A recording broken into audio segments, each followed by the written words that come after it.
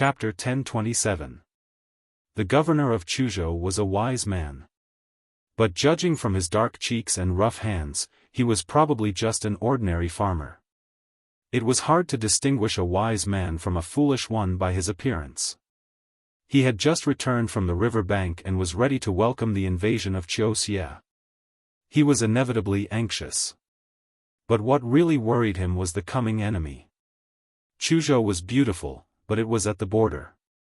His emotions were the same as those of a wise man. They did not show on his face at all. He calmly dealt with the government affairs and walked out of the government office accompanied by a boy. He held his staff and climbed East Mountain, hoping to find some peace. There was a newly built pavilion in East Mountain. It was built by him and cost a lot of money. It was a difficult time for the nation, which naturally brought him some criticism. But he did not seem to care. The earthen jar was gently broken, the fragrance of the wine gradually permeated the air. The prefect was drinking under the pavilion, looking at the bright moon in the night sky, looking at how beautiful the rivers and mountains were under the moonlight. He was very satisfied, his poetic mood gradually rose, and he wanted to write another essay. Right at this moment, a cool breeze came from the south countless miles away, crossing over the mountains and ridges, and the grass and pine trees. It circled around the pavilion 3 times before entering and lingering for a moment before leaving. The governor was dead. He had died quietly just like that. He did not have time to recite the poem or write the travel that would be fascinating for thousands of years. He did not leave any paper or ink or say anything to the people of Chuzhou. He died just like that. In front of the quiet imperial city ruins in Lingang, the eldest brother looked at the direction of Chuzhou and kept silent for a long time. He asked with a pale face, "What good will it do for you to make me and the Tang suffer?" "Because I am very afraid of death. The longer I live, the more afraid I am." The drunkard looked into his eyes and said, "When I felt the danger, I was really scared. I have never been so close to death for so many years. It was really terrifying. I have lived for so long that I am really unfamiliar with this feeling. Tonight, when I relived it, I found that the great fear was still there and it was getting stronger and stronger. It was so strong that I could not bear it. So I am very angry." His face was expressionless, like a hardened field that had been cultivated for countless years until it was seriously short of nutrients. His body was still filled with the aroma of wine. His anger was not shown in detail, but it was clearly shown in the human world. Because far away from Chuzhou, the governor who loved to drink was dead. I don't want to experience this feeling again. I don't want to be the target of the academy. So I have to make you suffer, the Tang suffer, and the academy suffer. I have to be so scared that I can't move." The drunkard was still staring at him. There was no emotion in his eyes, only indifference and power. "I can kill people, countless Tangs. As long as I have the thought, you can't stop me no matter how fast you are. It doesn't take much effort to kill ordinary people. Ning Ke can't see me, so he can't stop me. You can only watch me kill people and be tortured until you collapse."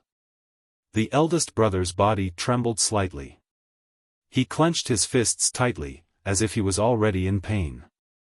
The drunkard continued, "More than 10, more than 100, tens of millions of people will die. So unless you are sure that you can kill me, the academy should not try to kill me again. Even if you don't want to kill me. Don't want to kill me even if it's thinner than a willow branch or lighter than a catkin."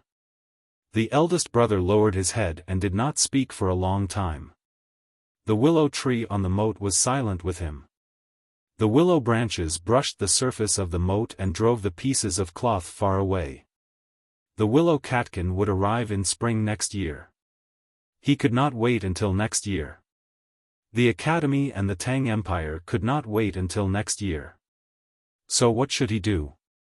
Suddenly, he looked up at the bright moon in the night sky and said, "I can also kill people, right?"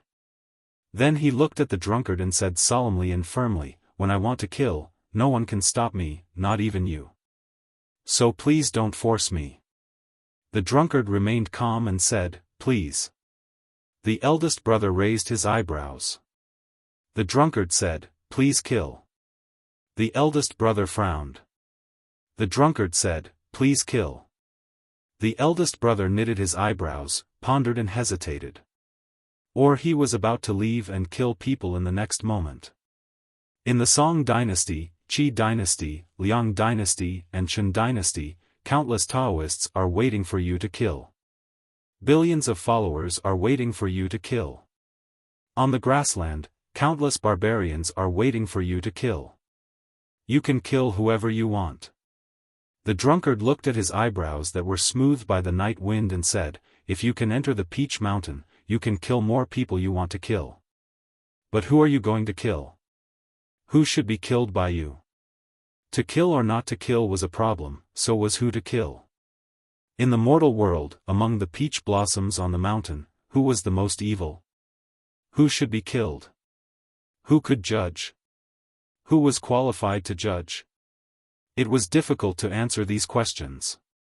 Some people didn't want to answer because they thought everyone in the mortal world deserved to die, such as Lotus.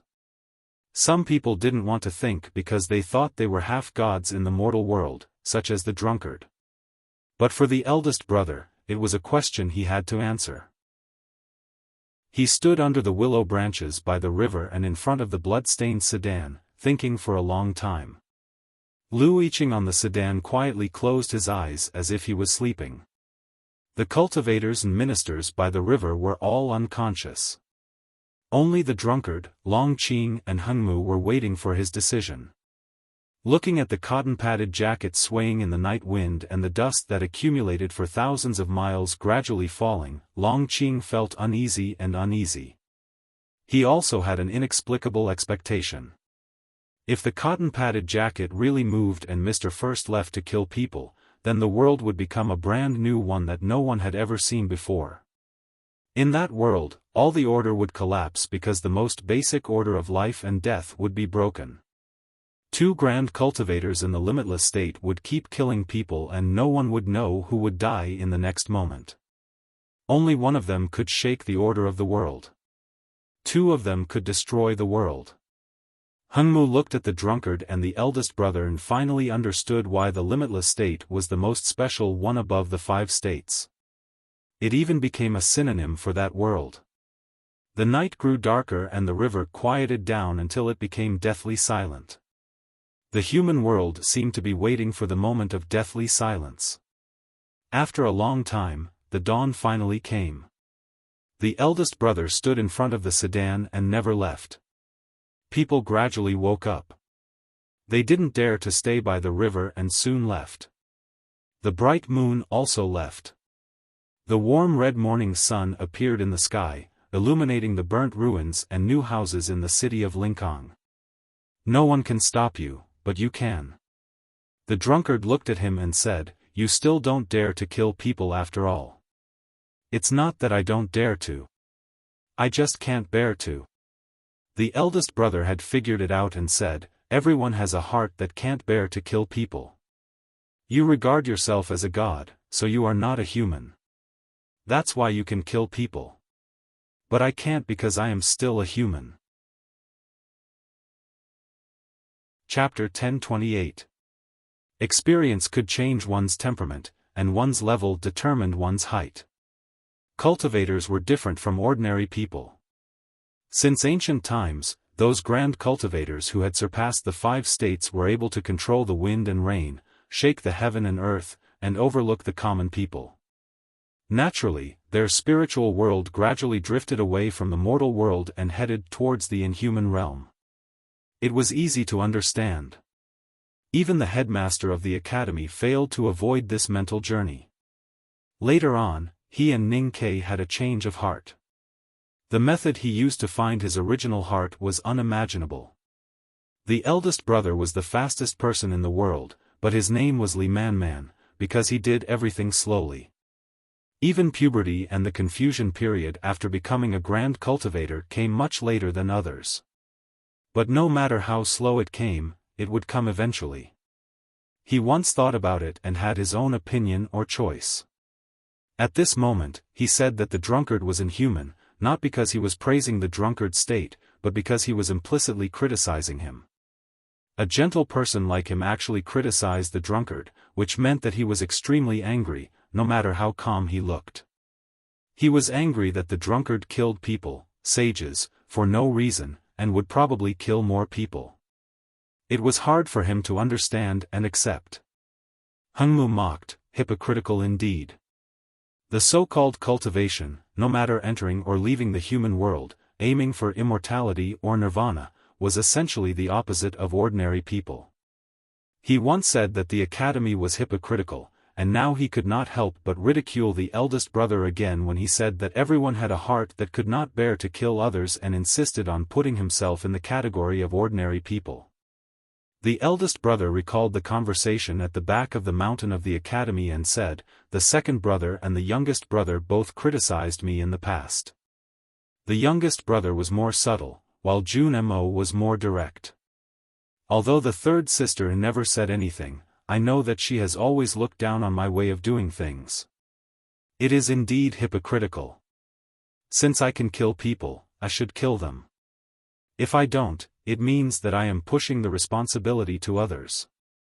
Besides, I can always find some people who should be killed.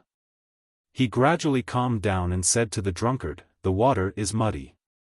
I can wash clothes and feet with it.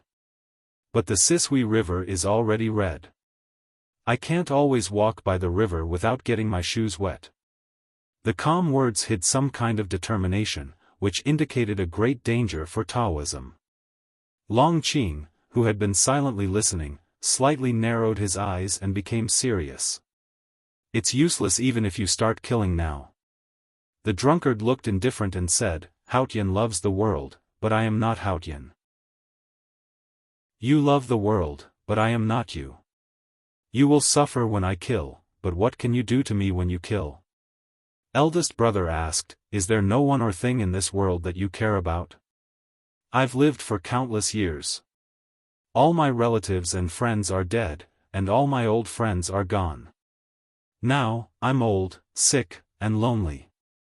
I have no love or hate in this world. No matter how you kill me, how can I be moved?" The drunkard looked indifferent, but his words were full of vicissitudes. The other three were silent. At this moment, a light rain fell. The rain washed away the dust on the ground, softened the willow leaves by the river, and wet the hair. It brought a cold autumn feeling to the world. In the autumn rain, the eldest brother looked at the drunkard and said, "So I will definitely lose?" The drunkard said, "You fear what you love. You have to lose." Long Qing and Hengmu left the imperial city in the rain. They led 2,000 papal cavalrymen of the divine halls of West Hill toward the great swamp and the kingdom of Song. In the bleak misty rain, millions of people would die. The autumn rain was getting heavier and heavier. The eldest brother stood in front of the sedan and Lu Yiqing's body with his head lowered. The rain had wet his hair and drooped on his forehead, making him look a bit miserable. The world was flat, but the rain could not be completely uniform. Otherwise, there would not be disasters and floods in the human world. However, the autumn rain strangely covered most of the mountains, rivers, and cities. Fortunately, the rain was not heavy. It was not as frightening as the year when the headmaster of academy ascended to heaven, but more like the spring rain that wet people's hearts. It was also raining in Chuzhou. The eaves of the pavilion on the east mountain were wet. People's clothes were also wet. 2 old servants knelt in front of the governor's body and cried. The officials and gentry who came from the city in the early morning were pale and shocked. No one noticed what a man who looked like an advisor was doing on the pillar of the pavilion. Although the scenery on the east mountain was beautiful, it was too high for tourists. No one understood why the governor, who was known for his honesty and love for the people, would mobilize people to spend money to build such a pavilion on the top of the mountain at such a critical time. No one knew that the pavilion, which had brought the governor a rare negative comment, was actually a transmission array that could send some simple important information to Chang'an. Such a transmission array cost a lot of money. Even with the rich resources of the Tang Empire, it could only build a few of them, one in Helan City and one in Tiang City. Chuzhou was facing the Yan Kingdom and the Song Kingdom, and its strategic position was getting more and more important. That was why the imperial court spent a lot of money and asked the governor to build the pavilion despite his bad reputation. In the eyes of the officials and people of Chuzhou, the man who walked into the East Mountain Pavilion was the advisor of the governor. But in fact, he was a secret guard of the imperial palace. His task was to activate the pavilion.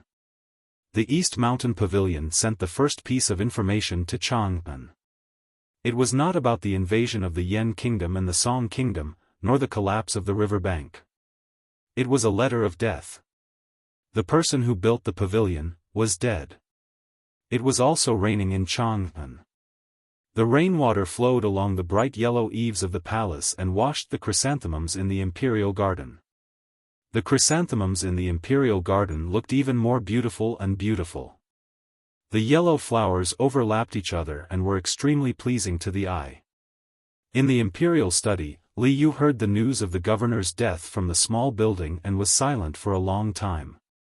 She looked at the chrysanthemums outside the window and was silent for a long time. Zheng Jing looked at her slightly pale side profile and suppressed his shock and anger. He said in a hoarse voice, "The imperial court must respond, or there will be chaos." An empire, an imperial court, or a territory. What maintained these terms could be spirit, courage, or historical inheritance. However, what was truly important was the administrative organization. In other words, the various levels of officials were the most important. No matter how perfect the system was, it still needed people to carry out the specific management. When the officials could die at any time, when the officials found that they could die at any time, the management system of the empire would be on the verge of collapse and irreversibly. The governor of Chuzhou was dead. The imperial court must respond. They could find and kill the murderer, hide the truth, or stop the enemy. Since the truth could not be hidden, there were only two other choices. There were only 2 or 3 people in the world who could go deep into the country, ignore the imperial center administration and the academy, and silently kill the governor of Chuzhou. No matter who they were, the imperial court of the Tang Empire could not deal with them, even if the Tang Empire was the most powerful country in the world. Because those people were beyond the scope of the secular world. Li Yu was very clear about this. She looked at the chrysanthemums outside the window and said, "Let the academy handle it. Kill that person, or find a way to stop him. But, Ning Ke, you still have to kill that person. Otherwise, how can Mr. Ouyang rest in peace?" Ning Ke was eating noodles on the city wall when he got the news of the governor's death. In the past dozens of days, he had been living on the city wall because he had to look down on the human world and wait for the right time. He did not know the governor of Chuzhou, but he had heard of his virtuous name. He felt a little sad and then fell silent. Last night, when he aimed the iron bow at Linkong and waited for the drunkard to show up, he knew that the drunkard would definitely fight back if his and his senior brother's plan did not work. But he did not expect it to come so soon. The drunkard and the butcher were special in the history of cultivation. They were accompanied by time and their state was unfathomable. They had already transcended the mortal world. If possible, the academy did not want to be enemies with them. But now that they had surrendered to Haotian, they became the enemies that the academy wanted to kill the most. The academy had been preparing to deal with the drunkard and the butcher since a long time ago, but they had never come up with a practical way. The arrangements made in advance were also filled with a sense of uneasiness. Therefore, while Ning Ke kept complaining that his headmaster was extremely irresponsible for not killing the drunkard and the butcher before he left the human world, he did not give up any chance to directly shoot the 2 powerhouses into idiots. It was a pity that he missed the chance. Therefore, he was very likely to become an idiot now. If he knew that it was because of Long Qing, he might have more feelings of karma. I'm going down, Ning Kai said. Dozens of Tang soldiers had been taking care of his daily life on the city wall. Those who were busy in the temporary kitchen were the imperial chefs of the palace. People knew that he had not left the city wall for days. They were surprised to hear that he was going to leave. It was not a trip. He could leave as he wished. Ning Kai walked down the city wall and walked on the bluestone ground that was wet by the autumn rain. In autumn, the leaves on both sides of the Vermilion Bird Avenue were quickly dyed red and yellow. After the morning rain, countless leaves fell from the branches and piled up like colorful waves on the street, almost knee-deep. In a short time, the drunkard would not give him another chance. The powerhouses of the West Hill Divine Palace would also become very cautious. Moreover, they would not dare to enter Chang'an. Therefore, it was meaningless for him to stay on the city wall. Now the problem he had to solve was how to stop the drunkard from killing. If he allowed the drunkard to continue killing, the Tang Empire would be overturned before the armies of the West Hill Divine Palace and the Golden Tribe Royal Court came. The drunkard did not do this before because he was afraid of the academy and the headmaster of the academy. Also, although he yearned for the divine kingdom, he did not want to destroy the human world. Now that he was going crazy, how should the academy deal with it? If the headmaster of the academy and the youngest uncle were still alive, it would be easy. They could just kill the drunkard with a rod or a sword, and then kill the butcher. Unfortunately, they were gone. The eldest brother could not stop the drunkard because he was not that kind of person. The second brother could not either. The two of them would only fight the drunkard with their lives, just like what they did in the Xiankong temple. When it was not necessary, Ning Kai looked down on this method. Because he always thought that his life and the lives of his senior brothers and sisters in the academy were more important than the lives of others. No matter if one was the drunkard or the butcher, the chief monk or the abbey dean, they were not qualified to exchange their lives. Therefore, he disagreed with Chao Xiaoshu's arrangement and did not consider what his two senior brothers would do. If the third sister were in Chang'an, what would he do? If Lotus were still alive, what would he do? Ning Kai walked among the yellow and red leaves and breathed in the fresh air in the autumn rain. His mind became very clear and he knew what he should do. It's rare to see 3,000 words. That's an improvement. I hope I can keep it. Chapter 1029. When Ning Kai found Shengguan Yangyu, the new nobleman of the Tang Empire was drinking in the House of Red Sleeves. His distinctive triangular eyes looked more wretched because of the blurriness. His goatee, which was soaked in wine, was like an ink brush swinging on the table, which was funny and even disgusting. Logically speaking, the current situation of the Tang Empire was extremely serious. The imperial study in the palace was lit day and night, and all the departments were extremely busy.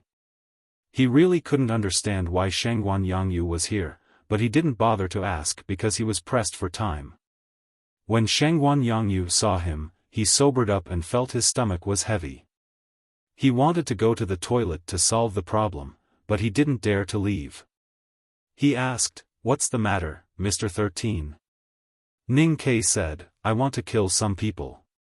He said it casually, but in Shengguan's ears, it was like a clap of thunder. The remaining tipsy feeling was immediately dispelled, and his lower abdomen twitched. He shivered, as if he had already gone to the toilet. The reason why he reacted so strongly was that Shengguan knew very well that if Ning Kai said to kill people, he would kill them. And the people he killed would not be ordinary people, nor would he just kill them. Since many years ago, Ning Kai had started killing people in Chang'an City. He had committed many murders and killed many officials of the imperial court. It was also from then on that Shengguan began to contact him. He pretended that he didn't see anything, but in the end, he had to be loyal to Ning Kai from body to soul. If Ning Kai hadn't killed the censor Lu Yiqi, he wouldn't have been able to become the prefectural magistrate of Chang'an City. In a sense, he was the first spectator of Ning Kei's killing and the first beneficiary. He had never forgotten those bloody memories. However, Ning Kei was now the most important bigwig in the Tang Empire. His words were more powerful than the emperor's. No matter who he wanted to kill, no one dared to oppose him. So why did he come to him? Shangguan Yangyu couldn't understand, and his expression became more humble. Ning Kei knew what he was thinking, but he didn't explain. He looked at him with interest and said, "You don't want to help me? What are you talking about?" Shangguan Yangyu looked determined. Seeing that no one in the building was paying attention to them, he lowered his voice and said firmly, "Even if you want to kill your way into the palace, I will follow you." Ning Kei was satisfied with his attitude and led him out of the House of Red Sleeves. Shangguan Yangyu did not dare to say anything. He grabbed the front of his robe and followed him into the puddles on the street. Perhaps it was because of the cold autumn rain, his face looked a little pale. His performance in that war was outstanding and he had been promoted many times. He was already a grand secretary and ranked at least among the top 5 in the imperial court. But he was very clear that the fundamental reason why he could have his current position was that Ning Kei and the academy trusted him. So no matter what the academy decided to do, no matter who Ning Kei wanted to kill, he had to follow. After all, he was not Xing Jing the Grand Secretary, who could scold Ning Kei badly without worrying about his position in the imperial court or being killed by the academy. It was all because he did not have a good daughter. But who did Ning Kei want to kill? He wouldn't really kill another emperor of Tang, would he? The autumn rain was pattering and the long street was already wet. The sound of wheels rolling on the flagstones gradually stopped. Shangguan Yangyu lifted the curtain and found that he did not enter the palace, so he felt a little relieved. The place Ning Kei brought him to was a large inconspicuous house. There was no sound in the whole house and it looked a little gloomy in the misty rain. Shangguan Yangyu knew what this house was for and felt more and more confused. He thought that if the person Ning Kei wanted to kill lived here, he could just kill him. Why did Ning Kei bring him along? Walking into the main hall of the house, Ning Kei sat on the armchair and took the hot tea from the official of the Ministry of Penalty. He gently pulled the lid off and looked at him and said, "The money and grain counselors from the Ministry of Revenue will be here soon." After saying this, he looked at the corridor outside the hall that was wet by the autumn rain and sensed the looming qi of heaven and earth lock in the air. He said, "Time is a little tight, so we have to hurry." When the whole world attacked the Tang Empire, Li Huiyuan took the opportunity to usurp the throne. He Mingqi was in charge of the Imperial Center Administration and the Southern Gate Temple and caused chaos. No one knew how much blood was shed in Chang'an during those nights. After Ning Kei and the Empress returned to Chang'an and stabilized the situation, the next thing they did was to suppress and purge. The cultivators who participated in the rebellion in the Imperial Center Administration and the Southern Gate Temple were either killed or captured. Now they were imprisoned in this large house. The tactical array here could not trap the powerhouses of the Knowing Destiny state, but it was enough to turn them into ordinary people. Killing these people is not a big deal. Shangguan Yangyu did not finish his sentence. There are many people to kill. Ning Kei said, "Besides the people here, there are many more people to kill. How can I kill so many people alone? I need the imperial court to do it." Shangguan Yangyu said with a sad expression, "Although I used to be a judicial military advisor in the Chang'an local government, I never supervised executions. Isn't it more convenient for the Ministry of Penalty to do this? I can judge whether they are dead or alive. It's not a matter of supervising executions." Ning Kei said, "As I said, there are too many people to kill today. There can't be any mistakes. The Ministry of Revenue, which is in charge of you, is best at counting the number." Thinking of what Ning Kei said before, the grain advisors of the Ministry of Revenue were coming here, Shangguan Yangyu was extremely shocked. His body stiffened and he thought, do I need the Ministry of Revenue to count the heads? How many people are they going to kill? You should know about the governor of Chuzhou. Ning Kai stood up and walked to the railing. He looked at the curtain of rain and said, you are afraid, so you are fooling around in the House of Red Sleeves. The whole Tang Empire knew that Mr. Shangguan was greedy and immoral. The most admirable thing was that he did not abandon his wife or that he feared his wife like a tiger. It was strange that such a person was drinking in a brothel early in the morning. Listening to Ning Kai's words, Shangguan Yangyu was silent for a long time. Then he said tiredly, yes. I am indeed afraid. I don't want to die quietly. Ning Kai said, as long as you are in Chang'an, I can guarantee your life. Shangguan Yangyu looked at his back and said, what about outside the city? The academy can't guarantee the lives of the officials of the imperial court. How can they not be afraid? Ning Kai turned to him and said, what you said makes sense. So I want to kill people today. I want to kill a lot of people. Only in this way can we hope that they won't dare to kill our people. Shangguan Yangyu's triangular eyes suddenly brightened. He knew what the academy was going to do. But the next moment, his eyes dimmed again, because this might not solve the problem.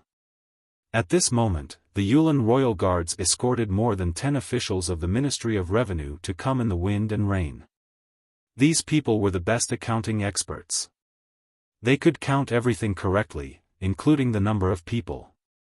So Ning Kai could start killing. Chapter 1030. There were many prisoners kneeling in the yard. There were men and women, old and young. Their clothes were ragged and their faces were pale. It was obvious that they hadn't seen the sun for many years. They had long lost the courage or desire to continue living. Death was a relief for them. They knelt numbly without any intention of atonement. Therefore, the rain falling from the sky didn't add much solemnity to the scene. The officials from the Ministry of Revenue watched this scene and couldn't help but feel nervous. Their hands trembled slightly as they held their pens. The executioners waiting to the side appeared very calm. Their hands gripping the hilt of their knives were extremely steady. How do we kill them? Shangguan Yangyu stood behind Ning Kai and said in a low voice, all the cultivators who participated in the rebellion are here, except for those who died of illness or torture. Should we kill them all or select them? Ning Kai looked at the prisoners in the autumn rain and said, we may have to kill them a few times. Don't kill them all today. Shangguan Yangyu said, what's the standard? Their importance to the West Hill Divine Palace or the seriousness of the crimes they committed in the rebellion?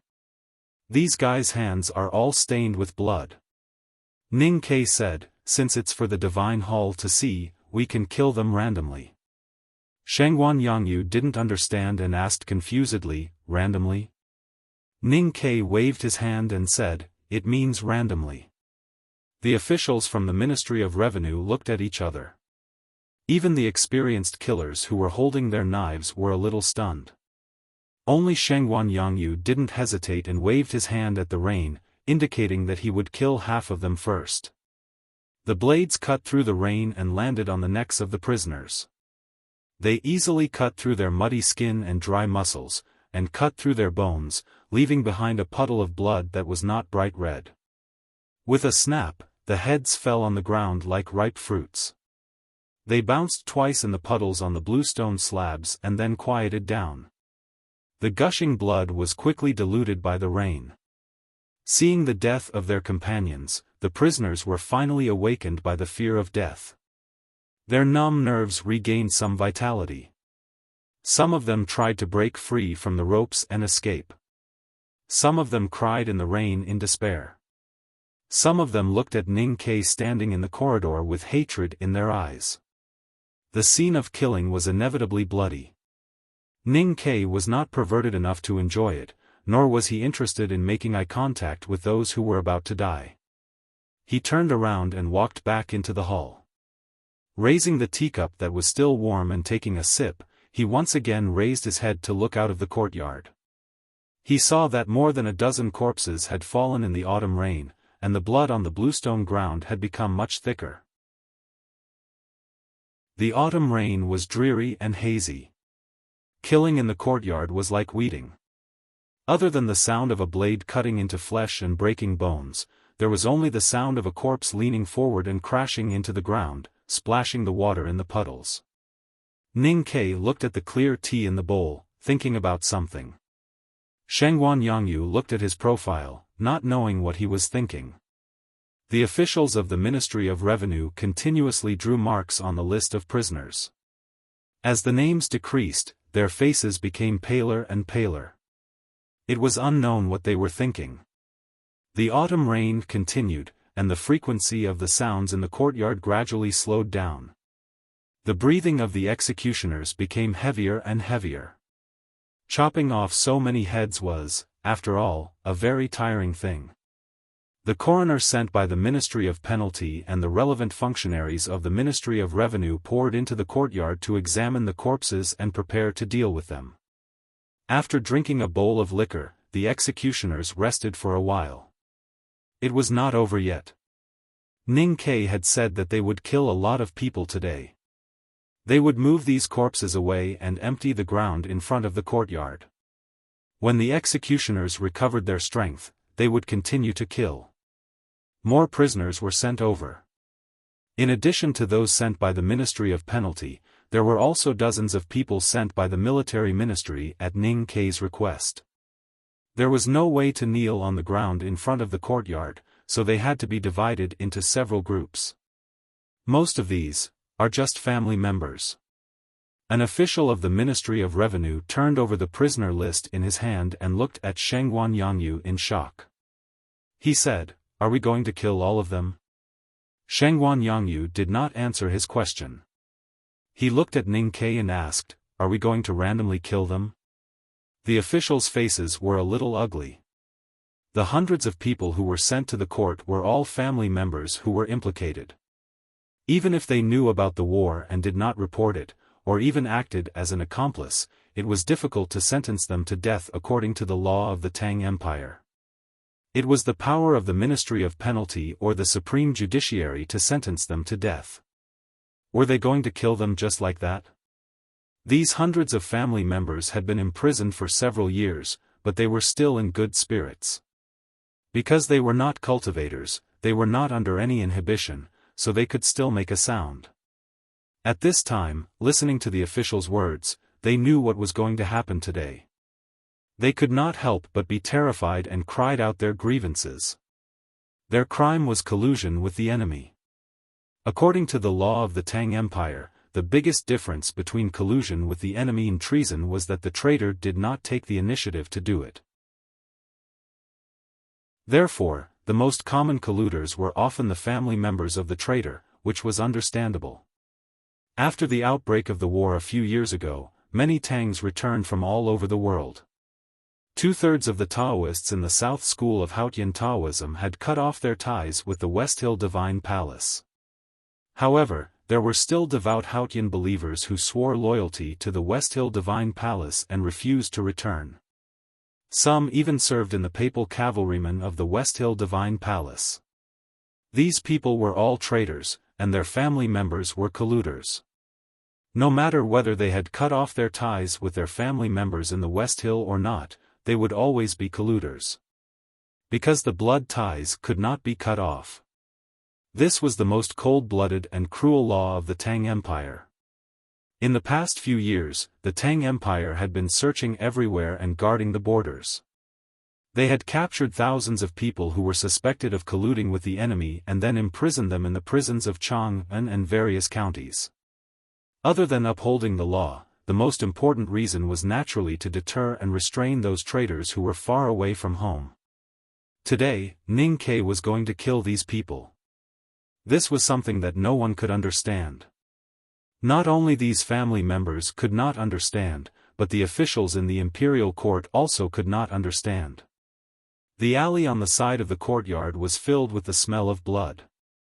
The heads that had been chopped off previously were temporarily piled on the handcart waiting to be disposed of.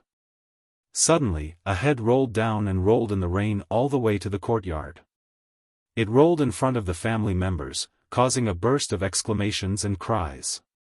Ning Kei raised his head and looked at the men, women, old and young kneeling in the autumn rain. It was as if he could see the grey wall opposite the old brush pen shop that had been wet by the spring rain many years ago, and he could see the dead darky. Looking at the head in the rain, he thought of the massacre that had happened in the general's mansion many years ago. He thought of the blood that overflowed through the crack of the door and the heads of acquaintances that looked like watermelons. That year, there was a spring rain in Chang'an. The imperial court and the divine hall were negotiating and preparing for peace. I led the Fish Dragon Gang and the Yulin Royal Guards into the Guild Hall of Qinghe County and killed everyone in Qinghe County in the rain. He said, "Now that I think about it, I kind of regret it." The officials looked slightly relieved and thought that the academy was kind. But then Ning Kei said, "At that time, we should have kept some and killed them slowly. Maybe we could have gotten more benefits." There was a dead silence in the courtyard. Only the sound of the rain and the children's uncontrollable cries could be heard. I know that you think you are innocent, and those people in Qinghe County probably feel the same. Even from the perspective of the Tang law or morality, some of you are really innocent. Ning Kei looked at the hundreds of people in the rain and said, "But I don't care." The officials in the courtyard and the Yulin Royal Guards were all Tangs. They cared about these things very much, so their faces were a little ugly. But Shangguan Yangyu did not care. He slowly raised his right hand in the autumn rain. He and Ning Kei were both atypical Tangs. The law of the Tang Empire was just a tool for them. As for those beautiful morals or feelings, they could just be appreciated and did not need to possess them. When he raised his hand, the knife fell. When the knife fell, the heads fell. The old cheeks, the young cheeks, and the childish cheeks instantly became extremely pale because of the loss of blood and being washed by the autumn rain. There was no breath of life left. With the screams of horror, the pitiful begging, the resentful cursing, and the sad crying, all kinds of heads kept falling in the rain. Hundreds of families of traitors died in the autumn rain. The blade cut through flesh and blood, bringing death. The sound became more and more muffled. That was because the edge of the blade was curled. In the end, the sound of beheading turned into some kind of stick beating, like a broken drum being beaten continuously. It was muffled and horrible. The hands of the executioners finally trembled. The hands of the officials of the Ministry of Revenue were so fast that they could not hold their pens. The ink on the name list became bigger and bigger. It was difficult to draw a hook, but there was still no signal to stop. Shangguan Yangyu thought that he really did not care. However, when he saw the men, women, and children dying in the pool of blood and the heads piling up in the rain, he realized that his heart was not strong enough. He reached out to wipe off the drops of sweat or rain on his forehead. He looked at Ning Kei and asked in a trembling voice, "Is it enough?" Ning Kei said, "The Ministry of Revenue is best at counting money, grain, and heads. I asked you to do this because I want to know how many people should be killed. So you should answer my question." Shangguan Yangyu sighed and said, "I am just an ordinary person. I can't understand the state of mind of the grand cultivators.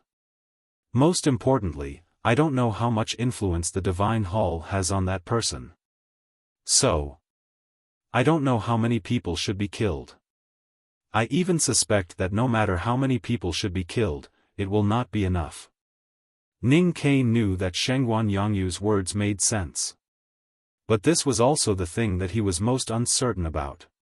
Could the joys and sorrows of the secular world really affect the drunkard?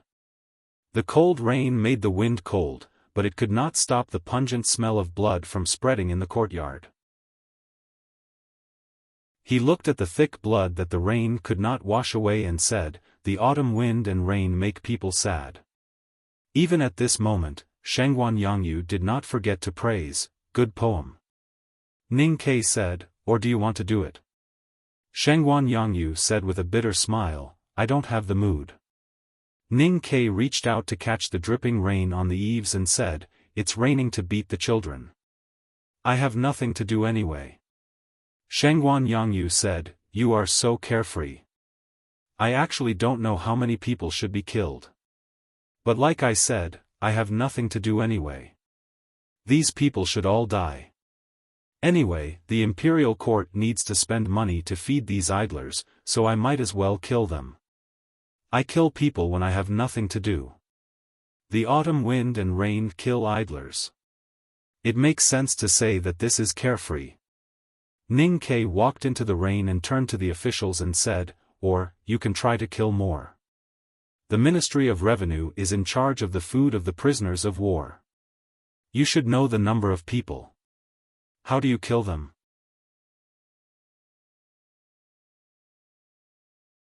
Chapter 1031. The already quiet court suddenly became even more silent. No one answered Ning Ke's question. There was only a light clap. An official finally failed to hold his pen tightly and it fell into the rainwater on the ground. In the human language, killing prisoners of war was a special phrase. It represented some of the bloodiest and cruelest scenes in history. With the passing of the barbaric era, those scenes became rarer and rarer. As for the Tang Empire, in the past several hundred years, except for Xiaofan, such a thing had never happened again. Even Shangguan Yangyu, who was famous for his shamelessness, was shocked speechless by Ning Ke's words. His pale face was full of absurdity and disapproval. The autumn rain fell, and the strange silence continued. The silence made people feel very nervous. Finally, it was Ning Ke who broke the silence. "Why so serious? Is it hard to answer? Then I'll decide." He looked at Shangguan and said, "Let the states kill 1/3 first and see how it goes." In the war a few years ago, the Tang army captured more than 30,000 prisoners of war. Some of them were released in the peace talks because of the exchange. Now there were still many prisoners of war imprisoned in the mine. 1/3 of the total number. The mine would be dyed red. How high would the bones in the mine be piled up? Killing prisoners is ominous. Heaven will be angry. "Mr. 13, please think twice," an official said in a hoarse voice. Now no one in the Tang court dared to question the Academy's opinion, let alone oppose it. But there were still people who would show their bravery on some things. Ning Ke did not look at this brave official, but at the gloomy sky above the courtyard. There was no anger falling from the high sky, only continuous autumn rain. Killing prisoners is ominous, so heaven will be angry? What kind of sky is that? Is it the silent sky overlooking the spring and autumn of the human world? Or is it the impartial sky that secretly presides over the natural order? In short, it is Haotian. Then it is a joke. He smiled and shook his head. He did not say anything, nor did he take back the order. Shangguan Yangyu said bitterly, "I'm worried that it can't be carried out." Killing prisoners was indeed in conflict with the Tang people's three views, and it was seriously not in line with the Tang people's aesthetic taste. This was his worry or excuse. Ning Ke said, "Why can't it be carried out?" Shangguan Yangyu said, "Something needs to be done. I'm afraid no one is willing to do it." Ning Ke smiled and said, "If no one is willing to do it, why don't you do it?" Shangguan Yangyu was the Grand Secretary of the Imperial Court and had the full support of the Academy and the royal family. If he came forward and pushed for it, it would be possible to kill the prisoners no matter how difficult it was. But how long would he have to bear the bad reputation? He sighed and said, "No wonder you insisted on bringing me with you today." Ning Ke said, "There are not many people who can do it well, and even fewer who have the courage to do it. You are the only one who dares to do it with a good heart and a bad reputation." Shangguan Yangyu said with a bitter smile, "I can't say I'm in a good mood. That's too abnormal. Ning Ke frowned and said, "Why do I feel that you are scolding me?" Shengguan Yangyu sighed, "Don't just dig the pit. You have to put something at the bottom of the pit, right?" Ning Ke said, "If the academy can continue to exist, your family will be safe for 10 generations." Shengguan Yangyu's eyes brightened. He thought for a while and said, "Then do it." He was a grand secretary, so he would not personally chop the heads of the prisoners. After giving the order, he asked Ning Ke, "Piling up heads or bones?" There were always two extremes in killing prisoners. One was to be extremely secretive, so as not to let the enemy know and to avoid being recorded in the history books.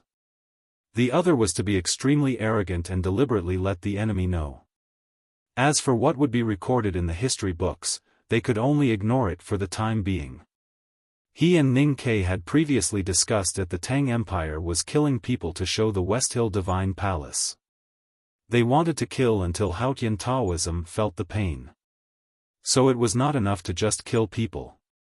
They had to let the enemy see it and let the whole world know. Only in this way could they confirm the Tang Empire's determination to kill people and feel fear. So of course, they should choose the latter. How should they show the hundreds of cultivators and the families of the traitors who were killed and the thousands of prisoners who would die in the next few days to the world? We are not those primitive people on the grassland. Besides, how can we pile up so many heads? Where should I pile them? On the Vermilion Bird Avenue or under the Wanyan Tower? What if some heads roll down and scare the children? Ning Ke looked at him and criticized, "It's too bloody. It's too cruel." Shengguan Yangyu felt very innocent, but thinking that many innocent people had become dead today, he decided not to make any excuses and just listened humbly. "I know what you mean. Just like what I heard before, justice must not only be achieved, but it must also be seen. The same goes for killing people. We should find a way to let people see it, let the Divine Hall see it, but there is no need to scare our own people. There are always other ways." Ning Ke looked at the man in the chair next to him and said, "I think the Divine Hall will see it very clearly and will not misunderstand what we mean. Don't you think so?" The courtyard was the place to kill people, and the stone steps was the place to watch people kill people. No one knew when two armchairs had appeared there. In addition to Ning Ke, there was also a white-haired man. His hair was white, but he did not look old. Fatigue was written all over his face. He was Cheng Lixue, the Grand Master of the Revelation Department of the West Hill Divine Palace. Hearing Ning Ke's question, Cheng Lixue said after a moment of silence, "The Divine Hall will see it very clearly. But I am curious, do you know what you are doing?" He was stationed in Chang and by the West Hill Divine Palace and was in charge of all affairs. It seemed that he was in a high position, but in fact, everyone knew that he had lost his power and was exiled to the most dangerous place, the Ghost Region. Ning Ke said, "You should know what I am doing, so there is no reason for me not to know. But I do need your opinion on whether it will work or not." Cheng Lixue said, "I am from the West Hill Divine Palace." Ning Ke looked at the autumn rain in the courtyard and said, "The great divine priest is dead. The great divine priest was robbed by the fishermen from the South Sea. You are also kicked out of Peach Mountain. So you are no longer a member of the West Hill Divine Palace." Cheng Lixue smiled and said, "What opinion do you want?" Ning Ke said, "I want to know who the drunkard listens to." Cheng Lixue said, "Of course it is Haotian." Ning Ke looked at him quietly and said, "Now that Haotian is not in the human world, who is responsible for passing Haotian's words to the drunkard? It used to be the Revelation Divine Palace. Who is it now?"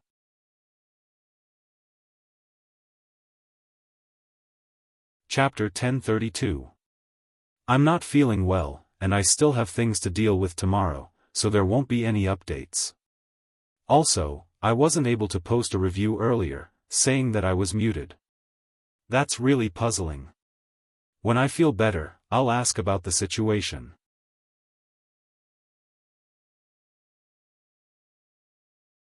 Chapter 1033.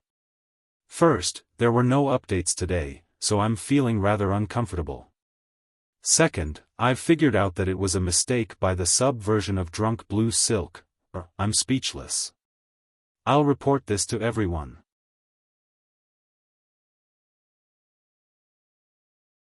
Chapter 1034. Cheng Lixue only said one thing: the Abbey Dean has always lived on the Peach Mountain. Ning Ke knew what he was trying to say. He looked at the rain and said, Zhao Nanhai wants to be the Revelation Temple. You are still alive. That means something. Cheng Lixue was silent. Ning Ke turned around and continued, your words still count in the Divine Hall of Revelation. Otherwise, you would have been dead. Why would the people on the Peach Mountain send you to Chang and for me to kill? I came to talk to you not because of old friendships, but because you are still alive. That proves your power. If you think you are too weak, I can even provide you with some power. You know, I have people in the divine halls of West Hill. Cheng Lixue laughed. He knew who Ning Ke was talking about, but he thought it was ridiculous. But he was in a heavy mood and couldn't laugh. Ning Ke asked, why are you so quiet? Cheng Lixue thought for a while and explained, silence represents will, a very precious will, such as piety, determination, and faith. Ning Ke shook his head and pointed to the gray sky above the rain. He said, if your faith in Haotian is pious enough, she should choose you as her successor. The three great divine gods of West Hill had different ways of succession. The great divine god of judgment relied on strength and killing, the great divine god of light appointed the successor, and the great divine god of revelation accepted Haotian's will and was directly decided by Haotian. When I first met you in the wilderness, General Xu Qing said that you had reached the peak of the see-through state and was only one step away from the knowing destiny state, just like Long Qing. After so many years, Long Qing has already reached the knowing destiny state, or even the peak of it. But what about you? You are still in the same place, looking at the same scenery. Even the rain this spring did not change you. Ning Ke said with pity, Haotian gave up on you a long time ago. Cheng Lixue said calmly, the threshold of the knowing destiny state is very high. It's normal that I can't make it. Not many people in the cultivation world can reach the knowing destiny state, not to mention that I am still young. A cultivator in his 30s was indeed young to reach the peak of the see-through state, one step away from the knowing destiny state. But that was the past. Open your eyes and look at the human world now. Ning Ke looked into his eyes and said with slight mockery, there have been many changes over the years. It rained when the headmaster ascended to the sky, and it rained again when she returned to the divine kingdom in spring. In this era where there are so many people in the see-through state and so many people in the knowing destiny state, you, the priest of the Revelation Divine Palace, are still in this state. Don't you feel ashamed? Cheng Lixue smiled. There was no hint of bitterness in his smile, because he had already tasted enough of bitterness back in spring. If it was before that spring rain, maybe you could really convince me. But that spring rain proved too many things. My faith in Haotian has to become devout and firm again, so I dare not be convinced by you. He left the armchair and walked to the front of the stairs. He turned around and said with a smile, as for who Haotian will choose to be the great divine priest of revelation, you are wrong. She chose Long Qing. As long as Long Qing completes the task of wiping out the new stream, he will be the next great divine priest of revelation. Of course Zhao Nanhai wants to be the great divine priest, but he can't. Long Qing. Ning Ke's voice sounded faintly discernible in the thunderous rain. Is she asking him to kill Yi Su to break the barrier in his heart? Will Yi Hongyu let him kill her? Cheng Lixue said, what can the great divine priest of judgment do? Or are you waiting for her to do something? You said that you have someone on the Peach Mountain who can help me. You must be referring to her. But, do you think that you can change the divine halls of West Hill? Why would you have such a childish idea? Ning Ke said, no matter how childish it is still an idea. It is better than nothing. Besides, from the moment Haotian Taoism decided to destroy the new stream, she would definitely do something. Cheng Lixue said, you don't believe in religion, so you can't understand many things. Yes, I have never understood what she wants to do. Ning Ke stood up and looked at the blood stains that were washed away by the rain. He thought of her coming to the Yanming Lake in the wind and rain. He said, if you don't want to go back to the Peach Mountain, at least send her a message for me. Cheng Lixue asked, what message? Tell her to run away. Ning Ke said, no matter if she wants to help Yi Su or do something else, don't try. Don't make any plans. Don't even think about it. Just run away as fast and as far as you can. Cheng Lixue said after a moment of silence, maybe, you have underestimated the great divine priest of judgment. Ning Ke said, since the first day I met her, I have never underestimated her. I know that she must have her own ideas and plans. Her silence must mean that something is about to happen. I know that she will not overestimate herself, but I am worried that she will underestimate someone. Who? The Abbey Dean, even if he is a cripple now.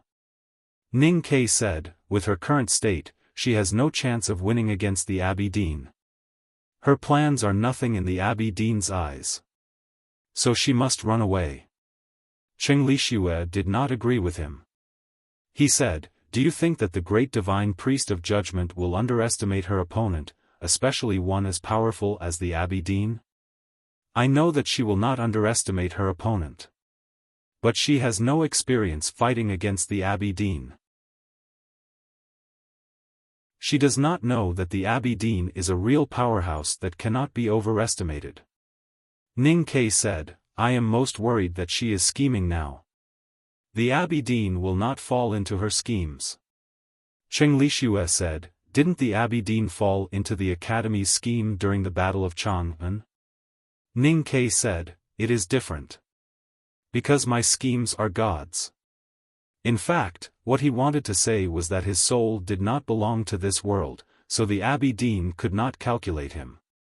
But to Cheng Lixue, it sounded disrespectful to Haotian. He said after a moment of silence, the Academy is no match for Taoism. The Tang Empire will be destroyed. Even if the great divine priest of judgment leaves Peach Mountain and joins hands with you, what is the point of this struggle? You and the old members of the Revelation Divine Hall are not willing to join because you think it is a desperate struggle? Ning Ke said, what I don't understand is why everyone thinks that Taoism will win in the end. From the moment Lu Yiqing killed the emperor of the South Jin Kingdom, the world has changed. The outcome of the war has become something that can be decided by a few people. Cheng Lixue said, judging the situation has become a simple arithmetic problem. It will be much more difficult for you to instigate me and the Revelation Divine Hall. Ning Ke was silent for a moment and then said, I really want to know how you calculate it. I went to pick up my wife at noon. She suddenly felt dizzy when she answered my call. She thought it was an earthquake. I told my colleagues and sisters, but no one believed me. After I went downstairs, I saw that the yard was full of people and realized that it was an earthquake. It was an earthquake in Songyuan, and it was quite far from where we are. Then I went home for lunch and bought her some tofu pudding. It was salty and I put it on the table. I didn't notice that the bag was not tied tightly, so it spilled all over the table. There was gravy and white tofu pudding everywhere. After walking the dog, I rubbed between my eyebrows and started to work. She has not been feeling well for the past 2 days. She has been sleeping since noon.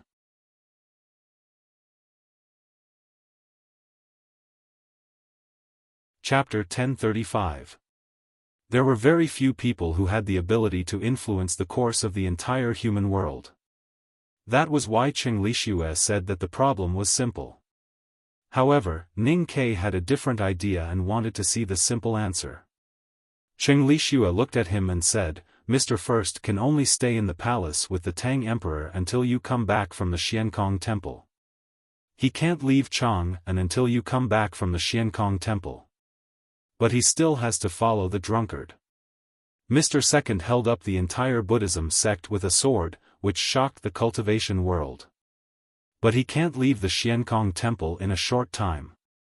After all, he is not the headmaster of the academy. He continued, Mr. Third's whereabouts are elusive and no one seems to know. But in fact, we all know that she has always been on the grasslands with Tang, leading the powerhouses of the desolate man's tribe to secretly kill the people of the Eastern Royal Court. Ning Ke said, the Eastern Wilderness is not far from Yan and Chang'an. Cheng Lixue said, but she won't go back to the south. As the current Grand Master of the Devil's Doctrine, how can she waste her time on the people of the East Royal Court? She is aiming for the Helan Mountains.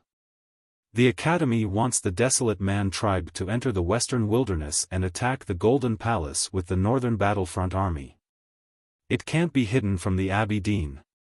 Ning Ke said, it's hard to hide it. The key is whether it can succeed or not. You can't deny that the Academy has a high chance of success. Cheng Lixue smiled and said, you used to serve in the army in the city of Wei. You should know how powerful the Golden Palace is. Why lie to yourself? Even if she is the 23-year cicada cultivation, she can't defeat the Golden Palace alone.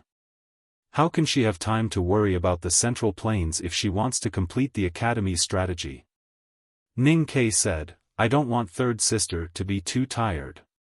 Cheng Lixue said, since the three of them are not here, who is left in the Academy? Chen Pipi's Ocean of Qi and Mountain of Snow has been destroyed. Tang Xiaotang has fled with him. Su Qi is struggling under the pressure of General Buell and several high priests. How can you and the few people in the back mountain fight against the endless powerful cultivators of Haotian Taoism? Ning Ke said after a moment of silence, none of these are problems. Cheng Lixue looked at his calm face and mocked, the Abbey Dean, the hierarch, Zhao Nanhai, Long Qing, and Hengmu, no matter who they are, you don't have the confidence to win. How could you say it's not a problem? Ning Ke said, fighting is not like playing chess on a chessboard. In my opinion, these powerhouses from Haotian Taoism are all problems that I can solve, so they are not a problem. In fact, you have missed one person. The middle-aged priest who is pushing the Abbey Dean's wheelchair seems to me to be far more troublesome than Zhao Nanhai and Long Qing. Cheng Lixue asked, why do you think so? Mysterious people always look scarier. Of course, I just think that he's more troublesome. I won't be afraid, because I still think that this is a problem that can be solved. Ning Ke looked into his eyes and said, as long as the drunkard and the butcher can be taken care of, the divine halls of West Hill is nothing to me. This is what I want to give you. From the beginning till now, the Academy's judgment of the situation in the human world had always been clear. They helped the new stream to spread, Chang'an to prepare for war, Yu Lian entered the wilderness, and Jun Mo shook the Xiankong Temple with his sword. Whether it was intentional or not, these actions were all to shake the foundation of Haotian Taoism and destroy it as soon as possible. Only in this way could they cut off the source of Haotian's power and help the headmaster defeat Haotian. To destroy Haotian Taoism in the world of Haotian Taoism, they would have to fight many tough battles. The Abbey Dean was now a useless man. Even though he was still wise, he was not as powerful as when he came to Chang'an alone. No matter how many young powerhouses were born in the spring rain, they would not be able to defeat the three masters of the Academy. Unfortunately, before Haotian left the human world and returned to the Divine Kingdom, he found the two most powerful guardians for his followers, and trapped the two most terrifying watchdogs for Haotian Taoism. As I said, this is a simple arithmetic problem. Any child who has attended a private tutor for 2 days can calculate it clearly. Who doesn't know who the Academy wants to kill? Cheng Lixue said, the problem is, these two people are unkillable.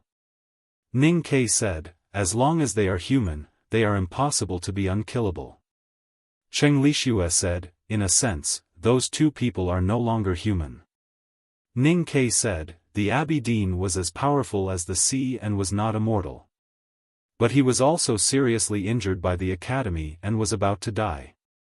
Cheng Lixue said, the biggest difference between the drunkard and the butcher and the Abbey Dean is that they are better at staying alive. They could survive under the gaze of Haotian for so many years and survive the long everlasting night. It seems that time can do nothing to them. Even the headmaster did not do anything. How could you kill them? Ning Ke said no more and said, the day we killed them, did you and the Revelation Divine Hall come and return? Cheng Lixue's expression turned serious and said, where does the Academy's confidence come from? Ning Ke turned around and looked at the waterfall of autumn rain in silence. It was already late autumn in the south of the South Jin Kingdom. The leaves on the mountains outside of Lincoln were not too yellow. After being washed by the rain in the morning, the leaves were green, as if it was spring again. The drunkard and the eldest brother were walking on the mountain road casually. They did not walk side by side and it was hard to tell who was first with the naked eye. Of course, they did not hold hands. But they were still temporary companions on the journey. The Abbey Dean was sitting in a wheelchair. They were the two fastest people in the world. But they walked very slowly on the mountain road in the rain and looked very elegant and calm. In fact, I know very well that the Academy has always wanted to kill me, more than the butcher. Because I am faster than the butcher, I am the biggest threat to you. The raindrops fell on the drunkard's gown and rolled down like dewdrops on a lotus leaf.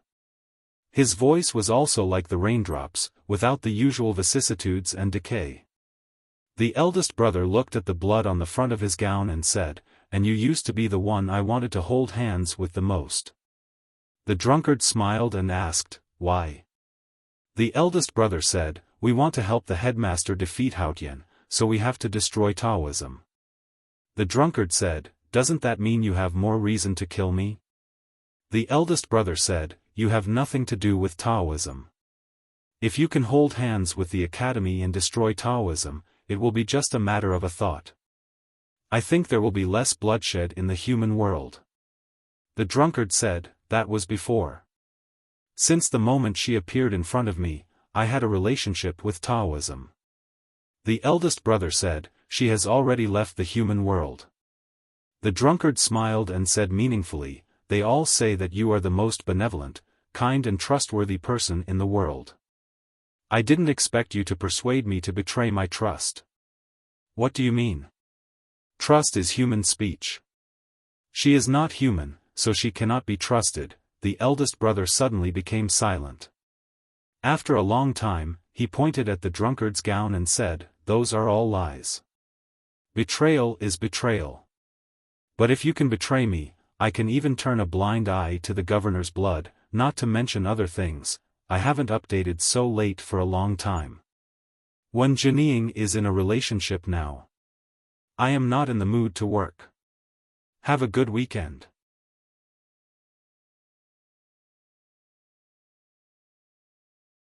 Chapter 1036. The eldest brother was very calm when he said this. His eyebrows were still straight and his eyes were still straight.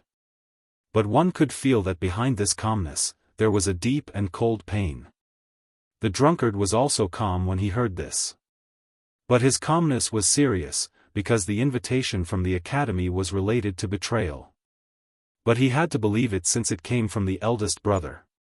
For thousands of years, he and the butcher did not have many grudges with the Academy, or with the headmaster of the Academy. Until the death of the governor last night, if they could let go of those grudges and join hands, they might be able to destroy the Peach Mountain, burn the divine halls, and destroy Taoism, and shake the foundation of the world of Haotian. It was quiet on the green mountain outside Lincoln.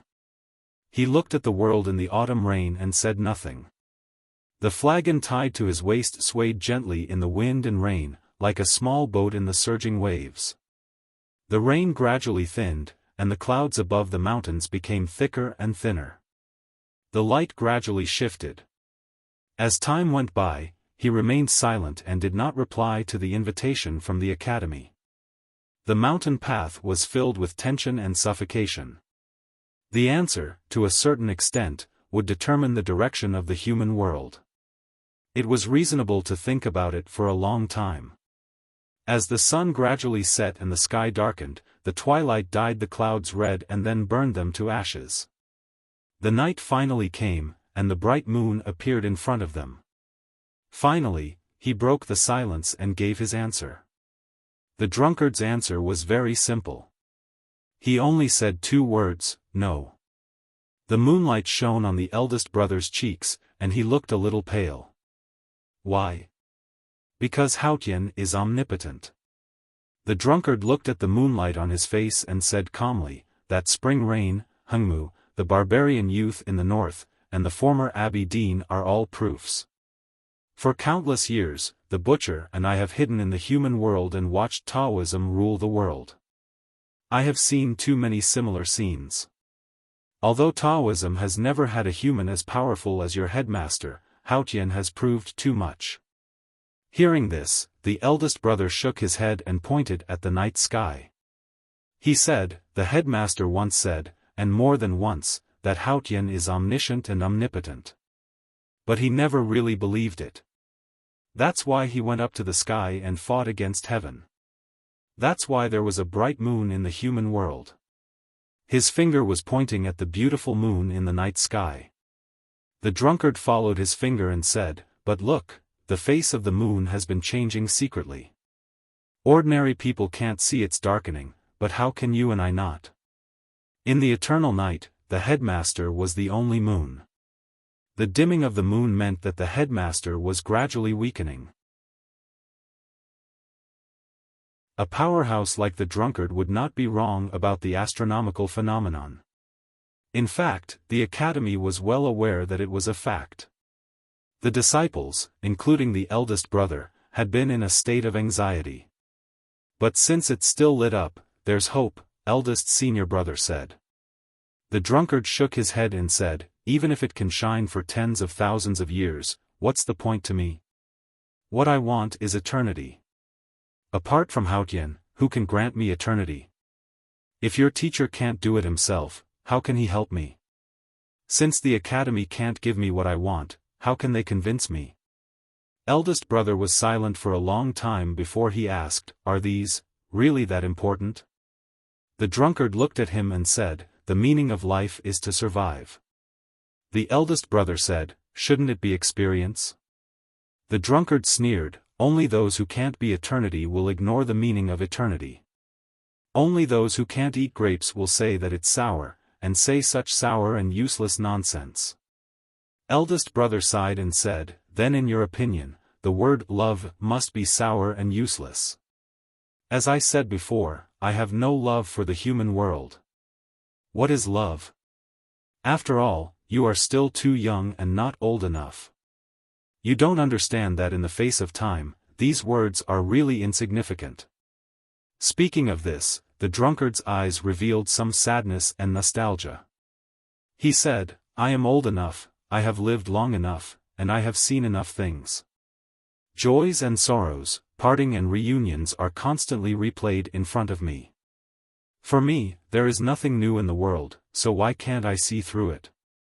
Time will kill all your old friends, turn your new friends into old friends, and then kill them again. You will become a wise man who is indifferent to love, and you will become a walking corpse whose body and soul are rotten. But at the same time, you will think a lot, and you will finally understand that the meaning of life is to exist, and there is nothing else to ask for. He looked at the night sky and said calmly, I have been with this damn thing, time, for too many years. I know very well how invincible it is, so I will not miss any opportunity to defeat it. The drunkard tonight was a little different from before. In the past, no matter in the small town or in the Xiankong temple, he was not powerful, like a stone in the wilderness. But now, he was a steep mountain. Because in the past, he restrained himself without thinking and went with the flow, like a rotten wood or a stone that could not speak. But tonight, he was thinking and expressing his thoughts, so the mountain came to life. Hearing this, eldest brother was silent for a moment, and then asked, "Then, what about freedom?" The drunkard said, "What is freedom? It is mastery, understanding, and the boundary of knowledge and vision. Indeed, it is more wonderful than love and desire. But who can be free?" The eldest brother shook his head and said, "There is no absolute freedom, but we will yearn for it, so we will pursue it. The headmaster used to fly in the dark sky. I think he must have been very happy even though he was lonely at that time." The drunkard squinted and said, "Even if touching the boundary will lead to death? Even if breaking the boundary will lead to death?" Because of what happened to Sang Sang, youngest brother once taught me that we should not destroy all possibilities just because of a bad possibility, because life is the combination of countless possibilities. Eldest brother said. Then to live without possibility is to die. The drunkard said, "Maybe the outside world is never as good as you think." Youngest brother once said that the destined journey of mankind is the sea of stars. The eldest brother looked at the stars in the night sky, as if he was looking at the real stars outside the night sky. He smiled brightly and said, "Although I don't like to travel far, every time I think about it, I feel excited and overjoyed. I feel that there is a great joy in it, which can even surpass the fear of death." The drunkard thought for a long time and asked, "What is the name of such a joyful journey?" The eldest brother said, "It should be called free and unfettered travel." Hearing the words, free and unfettered travel, the drunkard looked at the stars in the sky and forgot how to speak. Surprise. Don't you feel surprised? Yes, I said in the comments section that I wouldn't update today. But I feel better, so I wrote it. It's mainly because I like this chapter and attach great importance to it. Yeah.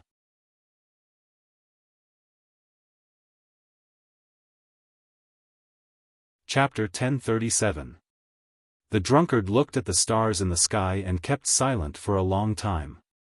The emotion in his eyes did not dissipate, as if he had drunk too much wine and strayed into the depths of the sea of stars.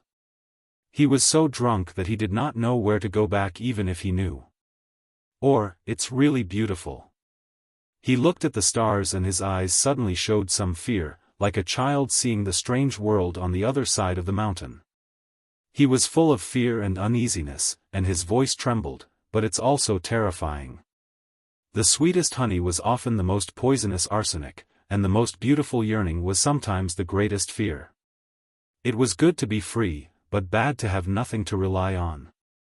Everything depended on one's thoughts. The eldest brother sighed softly, knowing that the drunkard had woken up and made a decision.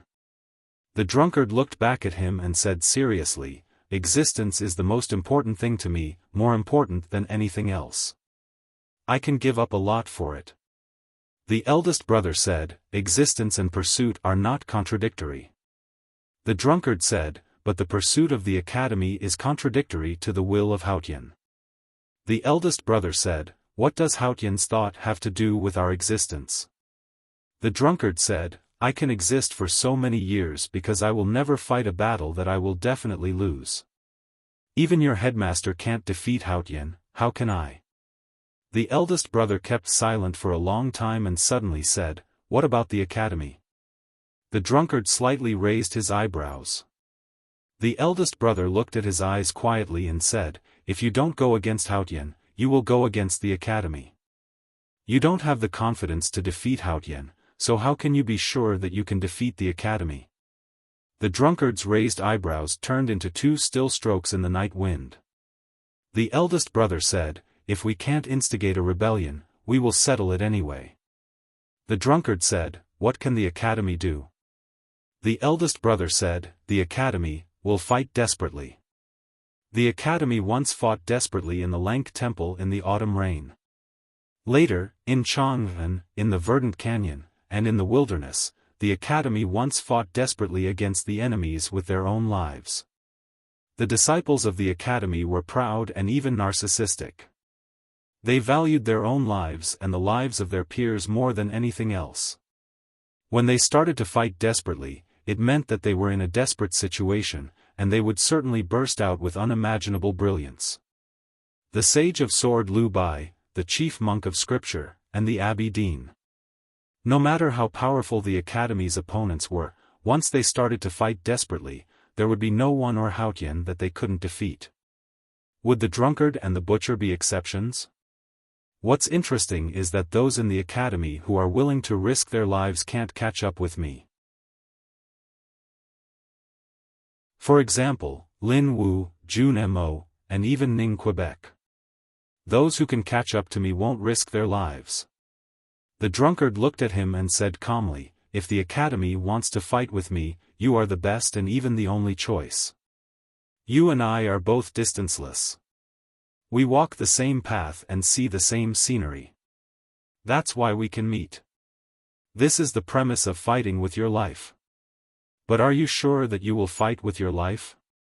Eldest brother said, "Everything can be learned. I'm good at learning." The drunkard said, "When we were outside the Xiankong temple, I praised you for your rapid progress. You were much stronger than when you were fighting against the Abbey Dean. You are indeed the headmaster's favorite disciple. You are indeed good at learning and better than Jun Mo and Lin Wu. But are you sure you can learn to fight desperately?" The eldest brother sighed and said, "It's easy to risk one's own life, but it's difficult to risk others' lives." The drunkard said, "That's what I proved last night. You have learned to fight, inherited the wooden stick, and killed people. But you still can't kill people, because killing is different from killing." The eldest brother said, "Or, I can bring people who can kill. You can bring the Bodhi tree back to the Academy, but you can't bring people to attack from thousands of miles away. How far can you bring Jun Mo like that day in the Xiankong temple?" The drunkard said, "That's what I'm most afraid of. If you can really bring Lin Wu to attack from thousands of miles away to kill me, what else can I do other than hiding in the small town beside the butcher?" The eldest brother said bitterly, "If you go back to the small town, the youngest brother's arrow will arrive." The drunkard's expression changed slightly. He realized that the Academy had planned this beforehand, but failed to implement it. That was why they had this conversation today. The autumn wind suddenly blew, and the water drops on the leaves fell down. His figure suddenly disappeared. The eldest brother looked a little angry.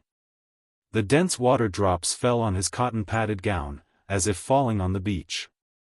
A lot of wetness was formed, and then it quickly disappeared. The rain fell on the ground, but not all of it seeped into the rocks and soil. There was a shallow puddle on the ground in front of his feet, and an ant was struggling in the puddle. He looked down at the puddle in silence and flicked his fingers. A golden leaf came without any wind and fell on the water. Not long after, the ant climbed to the edge of the leaf with difficulty and saved its life. The puddle trembled slightly, and a shadow covered it. The drunkard returned to the forest. His figure blocked the starlight, and he looked gloomy. The eldest brother looked up at him and asked, "Why did you kill people again?" There was no fresh blood on the drunkard's gown, but someone had indeed died. "I've said that the Academy shouldn't try to kill me, no matter how mild, because I will feel fear and pain. So I will kill people to make you feel pain and fear. This time, who's the one who died?" "I don't know. Maybe an ordinary person." The drunkard said emotionlessly, "Maybe the Tangs, or the Yans. I just kill people, and I don't choose my targets. Maybe I will kill the desolate next time." The eldest brother was silent. The drunkard looked at him and said with pity, the benevolent love, "You don't dare to kill, and you don't want me to kill, so you can't risk your life to fight with me. So you can only learn to accept it. The Academy should be quiet from now on. Wait until the divine halls burn hundreds of thousands of followers of the new stream, and clear the world around the Tang Empire, and then burn the last one." The eldest brother stared into his eyes and asked, "What does killing mean to you? You have already regarded yourself as an inhuman being, so you don't have any psychological barriers, and even indulge in it? I don't have any psychological barriers, but I don't indulge in it. The drunkard walked to the edge of the cliff and looked at the human world under the night sky. He looked at the sparse lights in Lincoln and said calmly, I'm not a person who kills indiscriminately. In my eyes, mortals are like chickens and dogs. Even if I am a twisted and perverted person, I might find pleasure in killing my own kind. But what's so exciting about killing chickens and fish like me? The eldest brother walked to him and looked at the human world under the night sky and the lights in Lincoln with his hands behind his back. He held the other end of the stick in his right hand and said, Nothing can be changed. The night was long, but it disappeared in an instant. In the blink of an eye, the red and warm morning sun jumped out of the ground and lit up the mountains in the autumn rain. The drunkard said, The sun will rise again, and the day will never be dark. In the world of Haotian, only Haotian can be eternal. And this is the law that you can't change. The eldest brother said, The Tang Empire doesn't have the habit of surrendering, and neither does the Academy. I may not be able to change the law of the world, or you, but at least I can change myself. The drunkard looked at his right hand that was holding the stick and asked, You want to kill me? The eldest brother said, I can't kill you, but I can kill others. The drunkard frowned and said, You mean change, even degeneration? The eldest brother said, Yes, even degeneration. The drunkard was silent for a moment and asked, Who are you going to kill for me? The eldest brother said, I'm going to the small town to see the girl who sells wine. I want to see if she is beautiful. I want to ask her how old the wine is and if you owe her money. The drunkard was silent for a long time and said, Go ahead.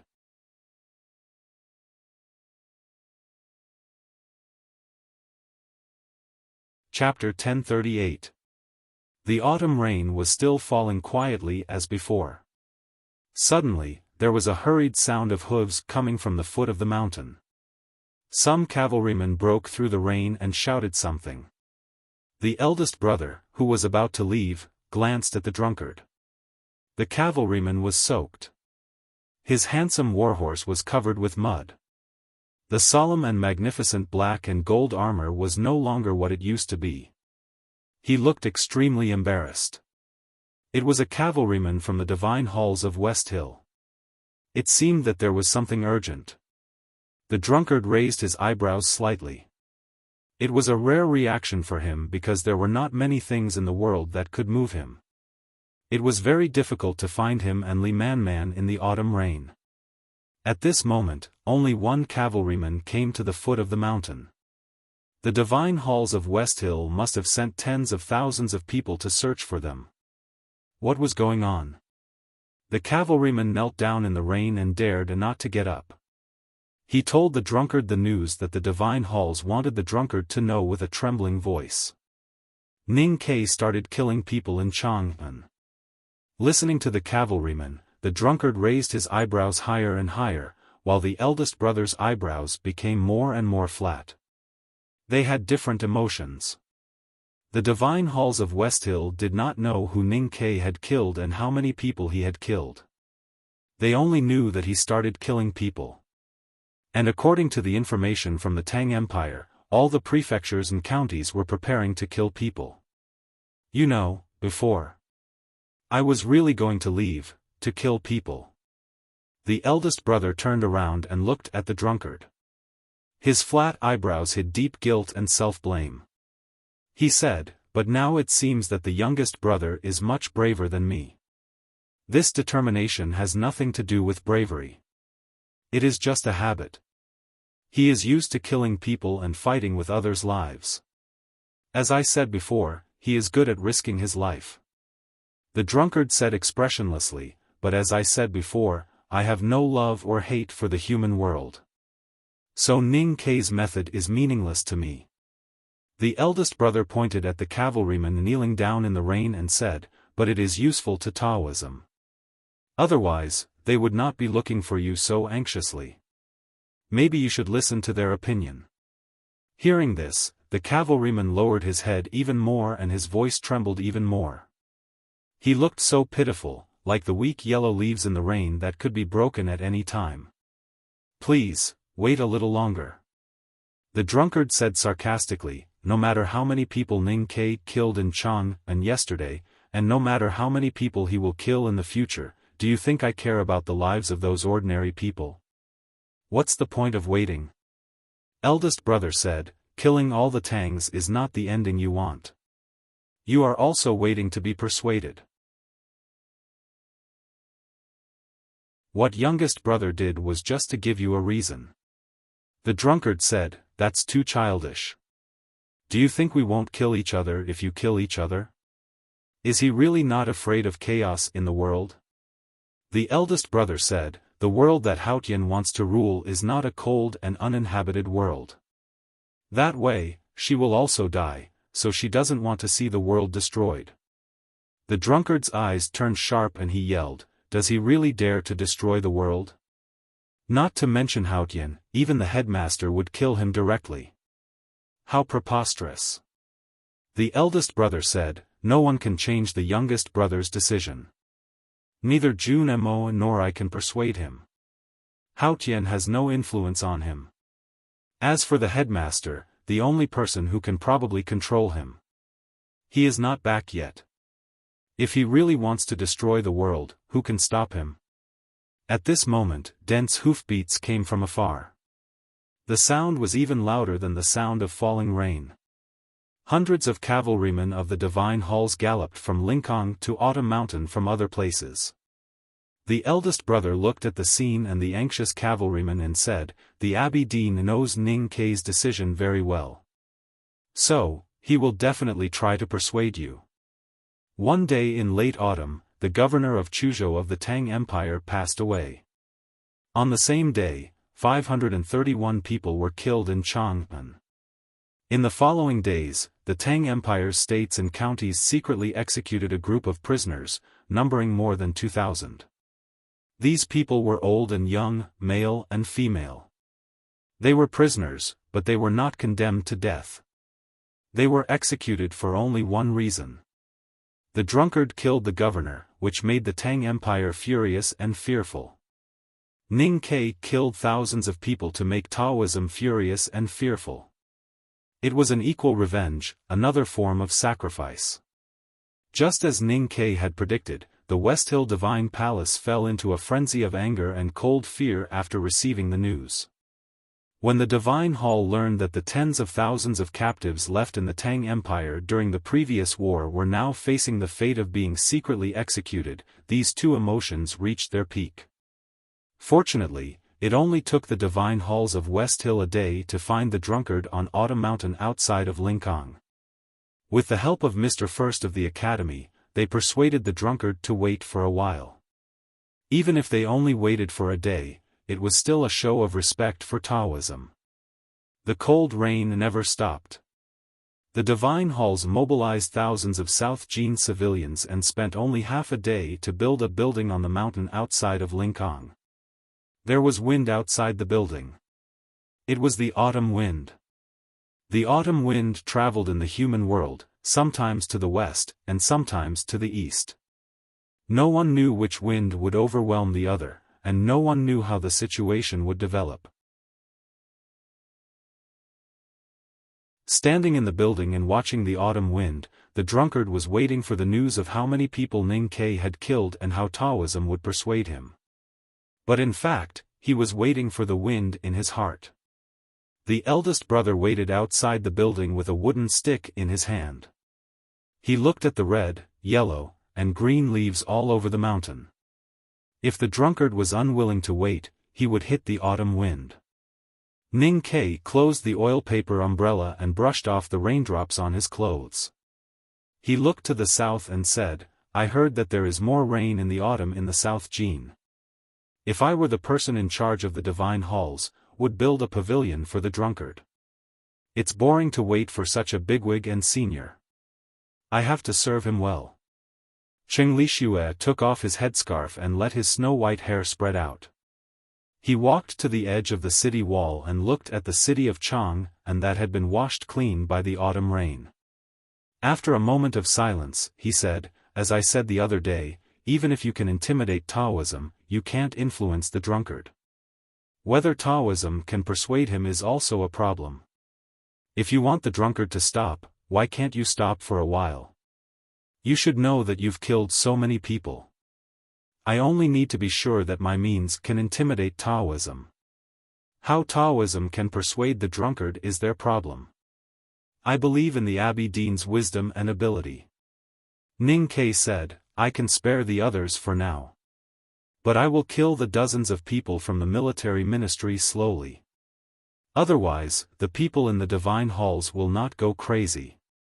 Cheng Lishue's eyes were a bit gloomy. The Tang Empire has paid such a big price to capture 7 of the hierarch's relatives. Are you going to give them up? Ning Ke said, Xiong Chumo can't have sex. His nephew is precious. I will make good use of him. I won't send him to the underworld so early. Cheng Lishue frowned and asked, then why did you kill the He family? Ning Ke said calmly, for the Tang Empire, some people must die, sooner or later. He Mingqi and his family are among them. If so, of course they must die. I'm really in a bad state. It's mainly because of my health. Sorry.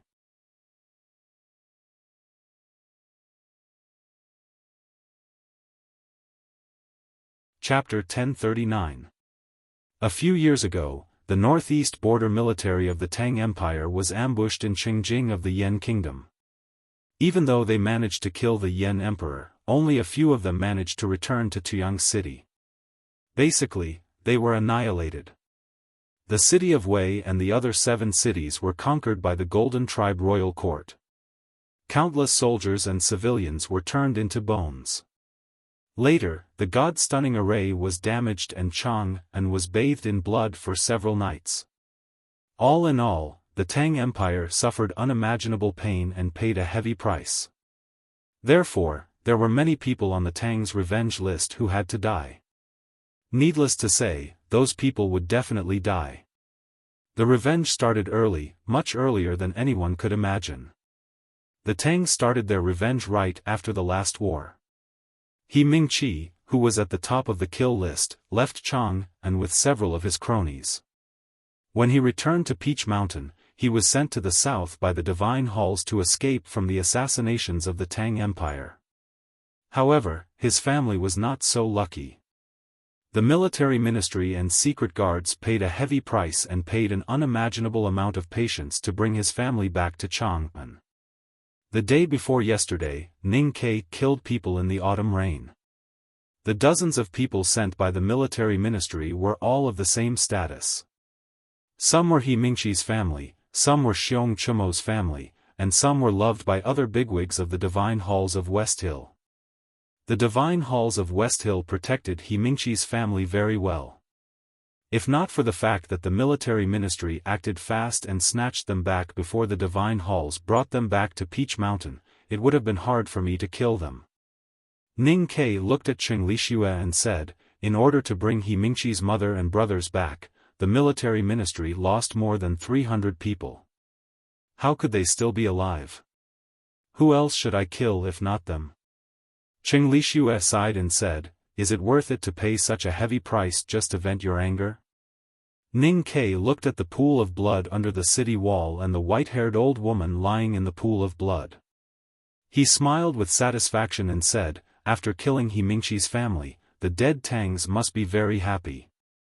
The Tang soldiers who sacrificed their lives must feel that it was worth it. In this world, whether it's anger or anger, isn't it the same? Haotian Taoism must know that this is how the Tangs do things, and also how I do things. No matter what method the Abbey Dean uses, he must convince the drunkard. Otherwise, if the drunkard kills one of our people, I will kill 1,000 of your people. Ning Ke turned to Cheng Lishue and said, I know that if we continue killing like this, there will be no one to kill within 2 days. But will Taoism be willing to wait until I kill them all? If I can kill He Mingqi's mother today, I can kill Xiong Chumo's uncle and nephew tomorrow. Then I will continue to kill your mother. Are you sure you can bear it? After a moment of silence, Cheng Lixue said, "You know very well that this is not the situation that Taoism wants." Ning Ke said calmly, "The drunkard wants peace of mind. He wants the academy to not try to kill him. Taoism is taking advantage of the situation. They want the Tang Empire to not help the South Jin Kingdom and the Qinghe River Plain. They want the academy to ignore the new stream. Therefore, the drunkard kills people. Taoism is watching the drunkard kill people. Since killing people is a way to force the other party to do so, I have to kill people as well. Let's see who can last until the end. Now, I will let them go. Do you dare to accept it?" Cheng Lixue frowned and asked.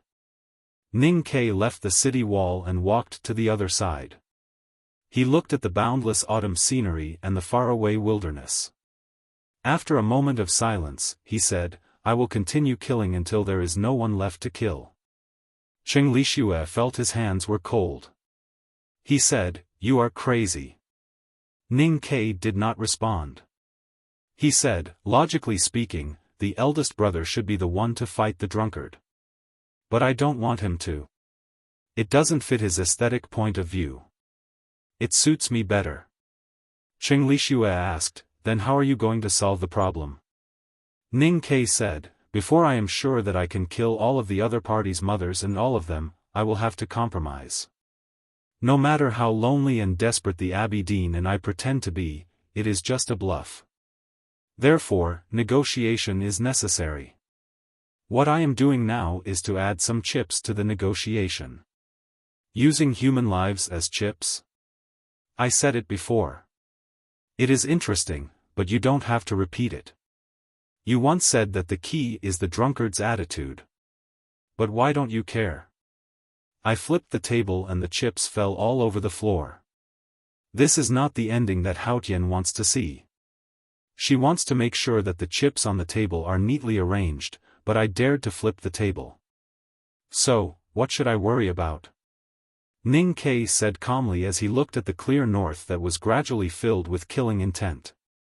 Cheng Lixue said, "Why?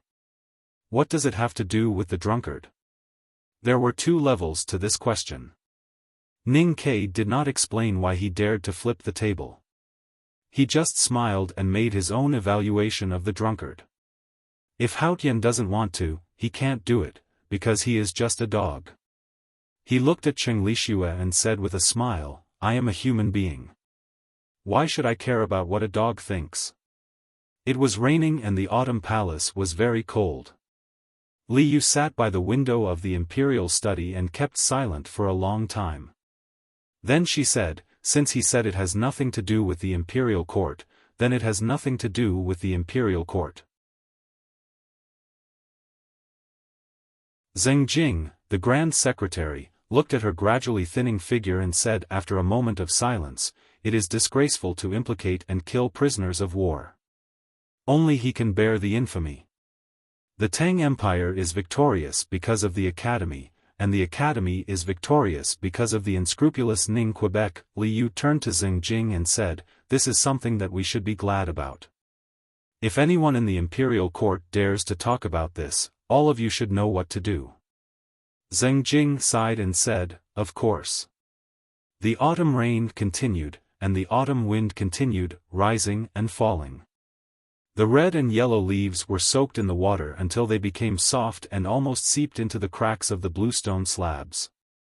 The waiting went on. Ning Ke was still standing on the city wall, staring at the far north. He had been staring at the south a few days ago, but now he suddenly changed his direction. He said that the drunkard was a dog raised by Haotian, so he didn't care about what the drunkard thought. However, he really didn't care. Even if he was a dog, he was the fiercest dog, and he ran too fast. These days, the Tang Empire was still killing people in various states and prefectures. He calmly accepted all the infamy and responsibility, and only asked the imperial court to keep it a secret. He didn't want the proud Tangs to lose their pride because of this. At the same time, he didn't forget to let the hundreds of millions of people outside the Tang Empire know about this, because he wanted to spread fear. Death was the best way to spread fear.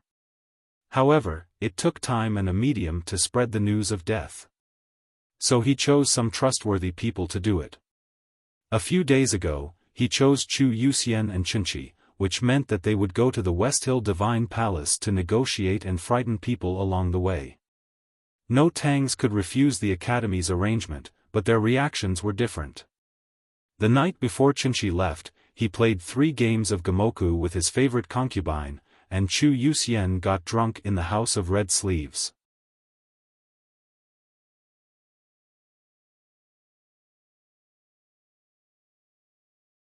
Chapter 1040. I have a problem with my body. It's not a big problem, but it's very annoying and affects my daily life. The doctors don't have any good solutions. These few days, they have been trying to solve it. It's not very successful, but there are signs of it getting better. I won't talk about the specifics, but there are many situations that I can only face alone, such as sickness. There shouldn't be any updates for the next few days. When I get through this evil 36 years old, I'll see if it will clear up, or if everything will go smoothly. I'll report to everyone. Thank you for your understanding.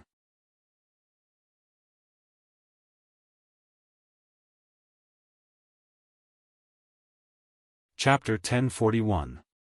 The carriage was shaking in the autumn wind, and there was a whistling sound coming from the window. Raindrops came from the wind, and the curtain was wet in a short time. The oil lamp in the carriage was flickering, and it seemed that it would go out at any time.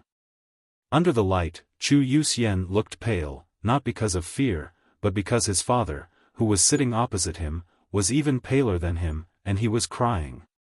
Tears streamed down old Master Su's face as he gripped his son's hand tightly, refusing to let go. Perhaps it was because the carriage was shaking too violently, but his voice was trembling as well.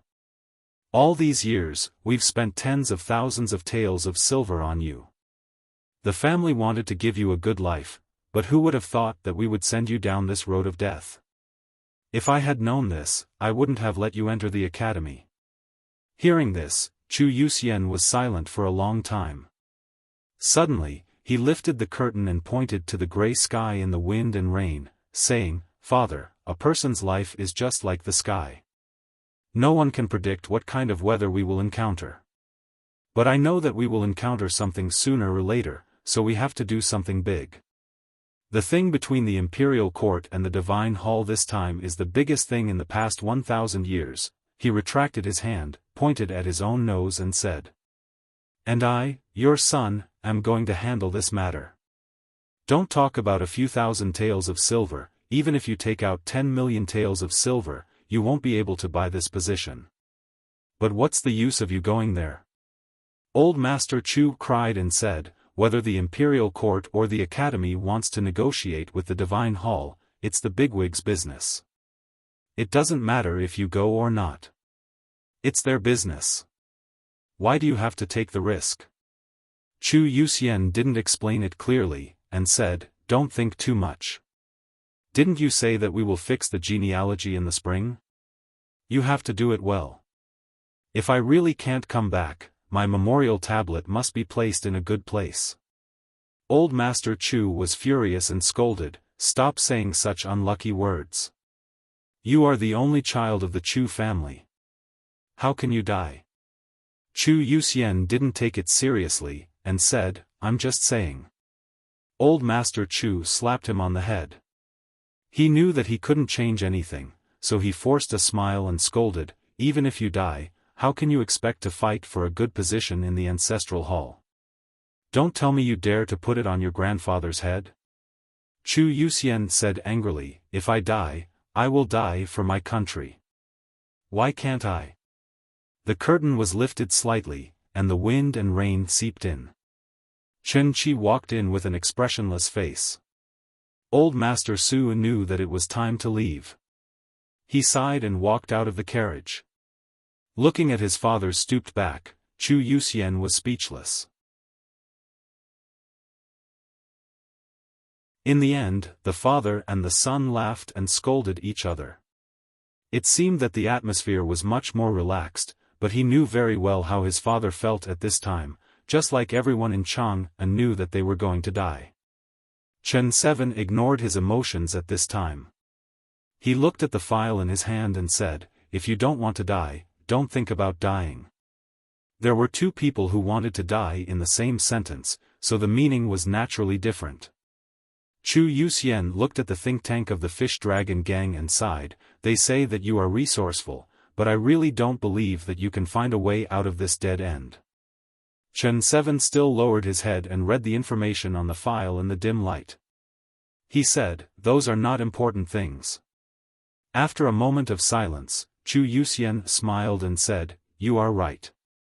It is not important whether we can go back to Chang'an alive or not." Everyone knew that they represented the will of the Tang Empire and the Academy in this trip to the divine halls of West Hill.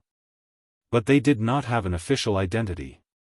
They were Ning Kei's personal representatives, because they had thousands of bloody heads in their hands, which could not be put on the table to tarnish the reputation of the Tang Empire and the Academy. So if the negotiation failed, they would naturally leave their bloody heads on Peach Mountain and would never be able to return to Chang'an. Just as old Master Su was sad and puzzled, many people did not understand why the Imperial Court and the Academy sent them to the divine halls of West Hill. Negotiation was only done on the edge of a knife, but on the battlefield, it seemed to be completely unnecessary. The wheels of the carriage squeaked on the bluestone pavement. The carriage slowly moved out of the city. Chen 7 and Chu Yuxian did not speak anymore. It was not important whether they could go back to Chang'an or not. That was not their task.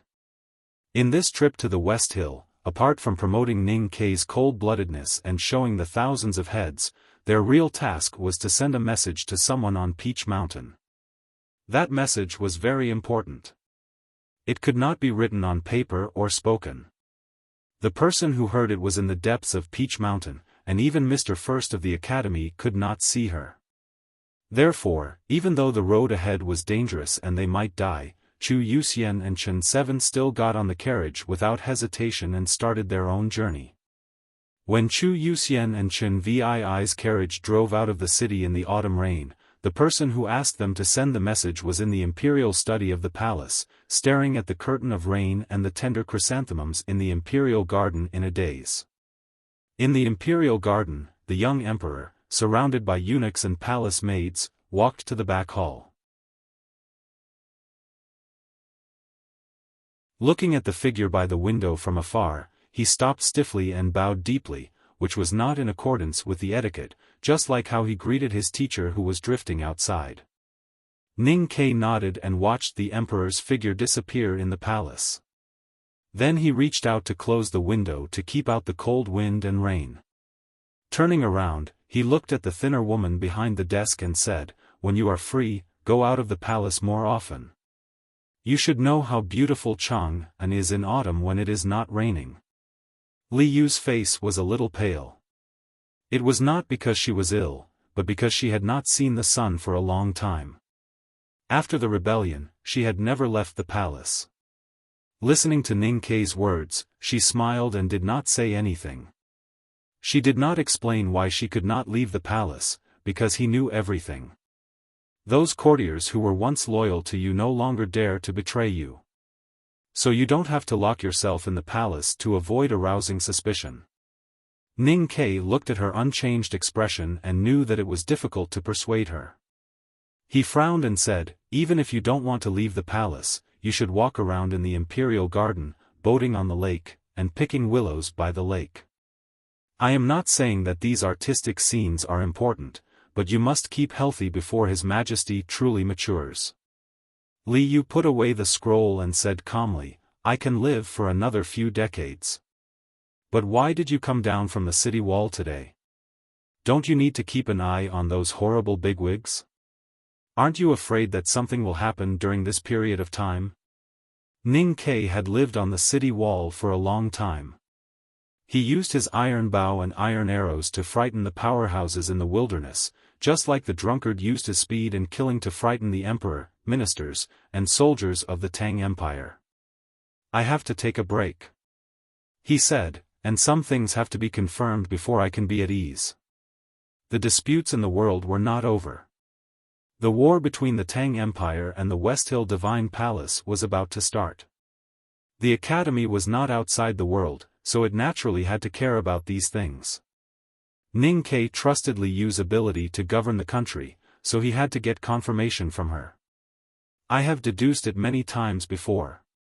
If the academy can't kill the drunkard, the war will not even start, let alone win. Li Yu looked at him quietly and said, "Do you have a way or not?" Ning Ke said after a moment of silence, "I still need some time." Li Yu said, "That is the problem." The drunkard wandered the world and was not afraid of killing people. He was the biggest threat facing the Tang Empire. If they could not kill him, the war would just be empty talk. For the West Hill Divine Palace, this was not a problem. They could choose when to start the war, and the timing was very important to the victory of the war. Ning Ke said, "So we have to wait for a while."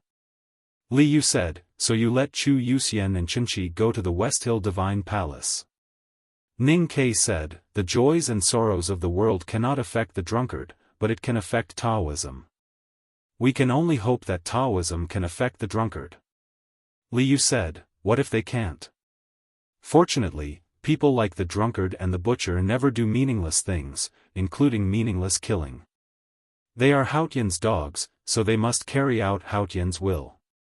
And the person who interprets Haotian's will is on Peach Mountain. You mean the Abbey Dean? Yes. Li Yu said, "If Chu Yuxian and Qinqi go to the Qinghe River, will the clans talk to them? If they know that you have killed so many people?" Ning Ke said, "The more people I kill, the more the clans in the Qinghe River will want to talk to me. Even if they don't talk, they will at least invite them to dinner." Li Yu was a little worried. She looked at him and said softly, "But the more people you kill, the more famous you will be. Even the Tangs can't accept such a killing." Ning Ke thought of the scene he had seen from the window and the fear and unhappiness on the face of the young emperor in bright yellow. He couldn't help but laugh at himself and said, "I'm not like eldest brother after all." Li Yu said, "You can be like that." Ning Ke said firmly, "I don't want to be like eldest brother. Because he is just a good person, but not a person who can talk to the whole world." Talk to the whole world? Yes. What do you mean? When I speak, the whole world must hear my voice. Has there been such a person before? Of course the headmaster can do it, and so can eldest brother. But they didn't. Because as I said before, they are good people. Who has done it? If youngest uncle didn't exist, Lotus could definitely do it. Even if he has to destroy the world. That is his purpose, not mine. Ning Ke paused and said, "I just want to talk to the world." It was just a talk. His attitude was very gentle, even a little reserved and humble. But somehow, Li Yu felt that the air in the imperial study had become cold, even colder than the autumn rain outside the door.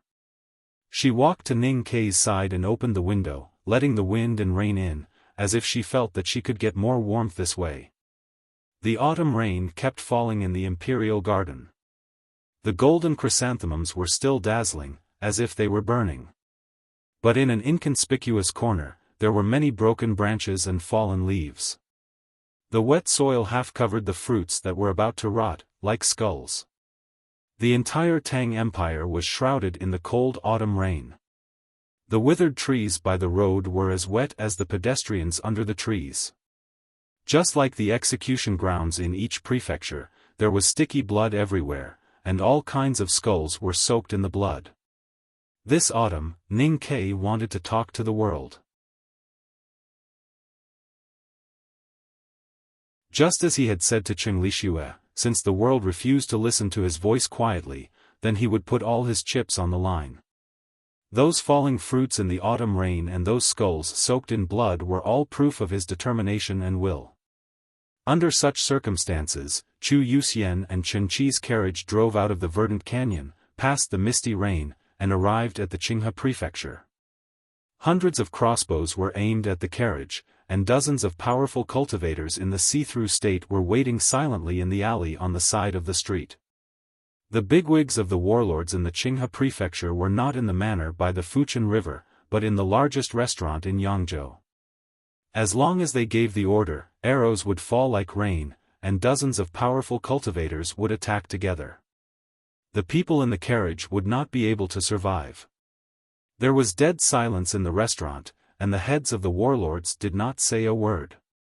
"I haven't seen you for a long time. Bow to the ground."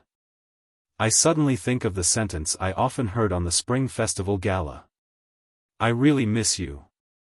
Those who follow my Weibo should know that I have been suffering from tinnitus for the past 2 months. That kind of frustration and pain is hard to imagine for those who have not experienced it. I can only say that I am numb now, but I have to continue living and working. There are some things that should be endured. Perhaps this is the time when I am being tested by Junior Marshal Uncle's words. Please help me get through this period. Thank you very much for your concern for me. Let's live a good life together. This chapter is definitely very messy because I couldn't sleep to write it. I will find time to revise it. I will try to write it tomorrow during the day. Thank you again.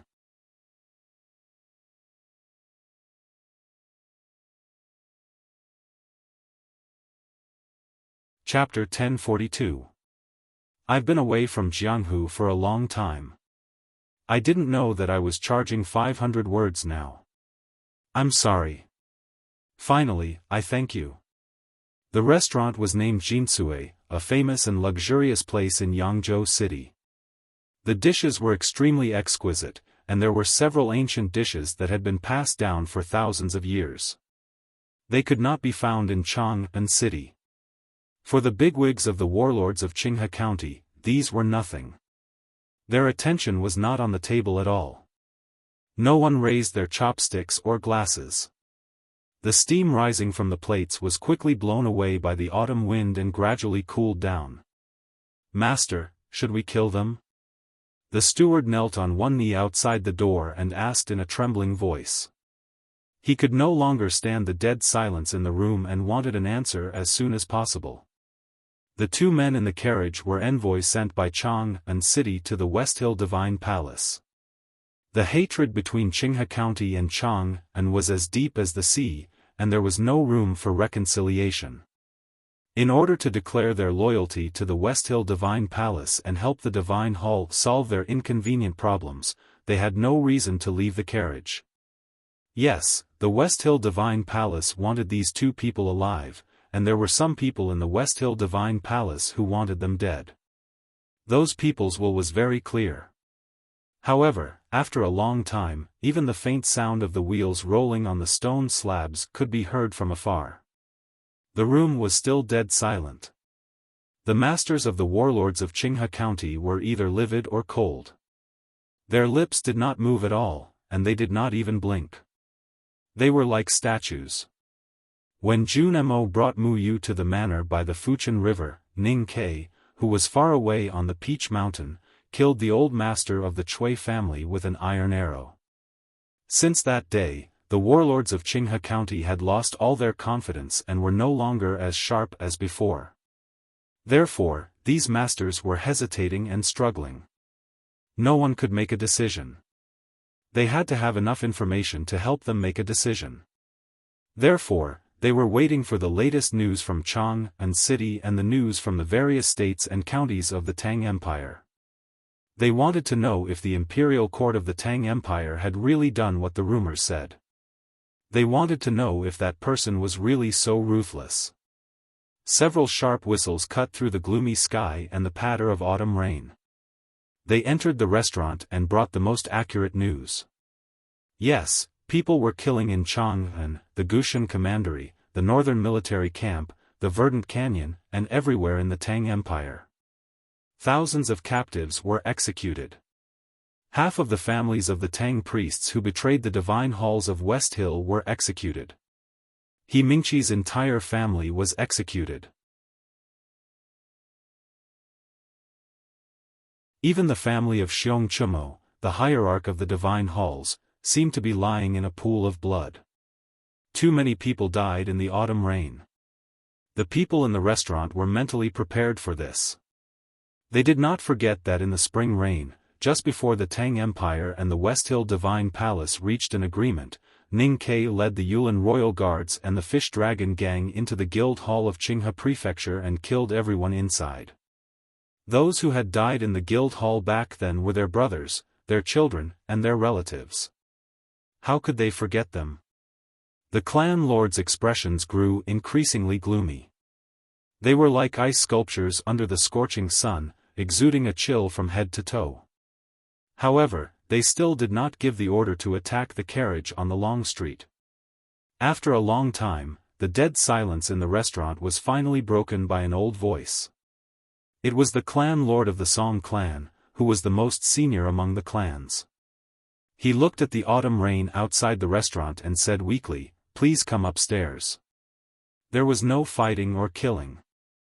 When Chu Yuxian and Qinqi walked into the restaurant and walked up the stairs, they saw the 7 clan lords behind the threshold. They saw a peaceful scene and heard very gentle greetings. The dishes on the table had been changed. They were steaming hot and fragrant. The candles under the plates kept them warm even in the cold autumn wind. The clan lords were like statues that had come to life. There were gentle and reserved smiles on their faces, and their eyes were full of enthusiasm. Some of them took Chu Yuxian's hand and sat down, recalling the scenery of the academy in the old days. Some of them bowed to Qinqi and drank with him. They began to discuss which female dealer in the Silver Hook Casino in the western city was the most beautiful. It seemed that they had returned to the old days when the clans treated the imperial envoys from Chang and carefully and dignifiedly in Yangzhou City. It seemed that nothing had happened between the two parties, that the Tang navy had not been destroyed in the Great Swamp, and that the officials loyal to the imperial court had not been hanged by them. It seemed that Ning Ke had not entered the guild hall in Qinghe Prefecture, that the spring rain had not fallen, and that the autumn rain this year was also fake. After the greetings came the banquet. Although it was not the autumn wind, the clans hoped that the banquet was to welcome 2 people who had come to ask for money. These 2 people represented the imperial court and the academy, so it was the imperial court and the academy who wanted to ask for money. No matter what they wanted, it was fine as long as they did not kill anyone. The clan lords' voices were very low, which was covered by the autumn rain and the tactical array. Even if the great divine priest of the West Hill Divine Palace came in person, he might not be able to hear them clearly. What do Her Highness and Mr. 13 want? The clan lord of the Song clan looked at Chu Yuxian and Qinqi, and said humbly, "Money, mines, and even my life, we can talk about it." Ning Ke wanted to talk to the world, and in fact, the world also wanted to talk to him. After he had killed so many people in this autumn rain and expressed his attitude to the world, just as he had predicted, Qinghe Prefecture really wanted to talk to him. The heads had already been laid out. The families in Qinghe County had to consider their future plans. The Divine Hall might win in the end, but they were stuck between the Tang Empire and the Divine Hall. How many of them could survive after the war? However, things in the world were always unsatisfactory. In the past, when Chang and wanted to talk, they did not want to talk. Now that they wanted to talk, it was Chang and who did not want to talk. At least Chu Yuxian and Qinqi did not want to talk. They could talk about the scenery of the academy and the beautiful dealers in the gambling house, but they did not want to talk about these things. Because Chang knew very well that Qinghe Prefecture could not return to the Tang Empire, and this was also the premise of the clan's talk. In this case, it was better not to talk. Seeing Chu Yuxian and Qinqi only eating the delicacies on the table, the clan lord of the Song clan said after a moment of silence, "Is it meaningful?" Qinqi put down the ebony ivory chopsticks in his hand, looked at him quietly, and said, "What do you mean? Killing people? No matter how many people Mr. 13 killed, even thousands or tens of thousands of them, What else can he do after killing all the captives and hostages? The clan lord of the Song clan said worriedly, as if he was one of them. After all, he can't destroy the world alone. Chen Seven looked at him in silence and then looked around. He looked at these noble clan heads dressed in embroidered robes and had an extraordinary bearing.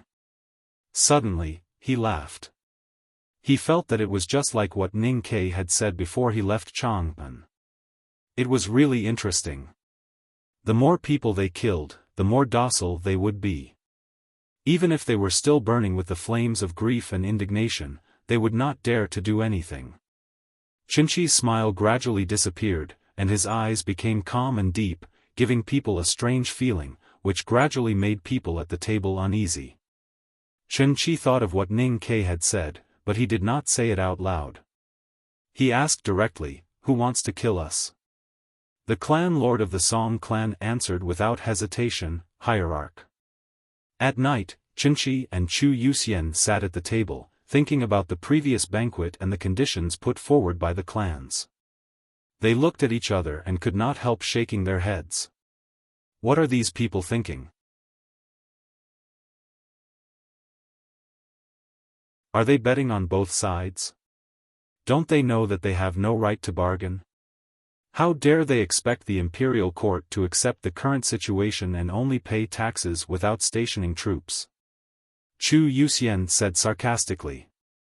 Qinqi said, "It's impossible for the clans to side with the imperial court. They just want to show some goodwill in advance. Mr. 13's killing has really frightened many people. Besides, these people in the south always have an inexplicable sense of superiority. They always feel that they have something to gain. Otherwise, why would they betray the West Hill in the first place? But they have no idea what Mr. 13 wants." He thought of what Ning Kai said again, and could not help shaking his head and laughing, but the hidden meaning in his smile was so cold.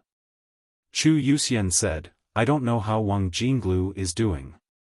Qinqi said, "He has been negotiating with those young people on behalf of Mr. 13 for several years. I think the negotiation should be going well." Those bigwigs of Qinghe Prefecture in the restaurant thought that Ning Kai's killing was meaningless, but they did not know that in Qinqi's eyes, their banquet was meaningless. The people Ning Kai wanted to talk to were never the heads of the clans, but some young people. He thought that they were the real hope. The next morning, Chu Yuxian and Qinqi set off again. They accepted the kindness and money from the clans of Qinghe Prefecture, but did not leave any message. The heads of the clans stood on the shore and watched the ships gradually disappearing in the mist of the great swamp. They felt a little cold when they thought of Qinqi's eyes in the restaurant yesterday. Because it was the eyes of a dead man. The great swamp was so vast that the shore could not be seen. Sailing on it was like sailing in the ocean, which made people feel small. Chu Yuxian knew that he would die if he went to the Peach Mountain, so he relaxed and enjoyed the lake view. He stood in the drizzle with a pot of fruit wine in his hand, like a scholar in a desolate state. Unfortunately, his mood was soon completely destroyed, because the shadows of many huge ships suddenly appeared on the surface of the lake. Those ships were extremely huge, and their sails covered the sky. They moved on the water like moving mountains, and their auras were astonishing. The navy of South Jin was here.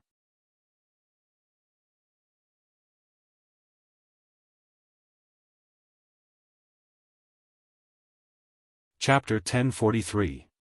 Chu Yuxian looked at the thousands of huge ships on the lake and the invincible navy after the destruction of the Tang navy. His face turned pale. Hearing the commotion, Qinqi walked out of the cabin, and his face became serious. He did not expect that the South Jin kingdom could regain its stability in such a short time after Lu Yiqing killed the young emperor of the South Jin kingdom and the sword Garrett moved away. The Tang Empire was well prepared for this war. It seemed that the divine halls of West Hill were not slow either. The South Jin navy sounded the bugle and the fleet dispersed. The lake water slapped against the sturdy sides of the ships, making a loud noise. A huge ship slowly sailed to a few thousand feet away from Chu Yuxian and Qinchi. It stirred up countless snow-like waves and scared away hundreds of water birds. Hundreds of cavalrymen stood on the deck with their horses. They looked majestic. They wore black armors with golden talismans on them. They were the most powerful papal cavalrymen of the divine halls of West Hill. Chu Yuxian was curious why the horses were not afraid of the wind and waves.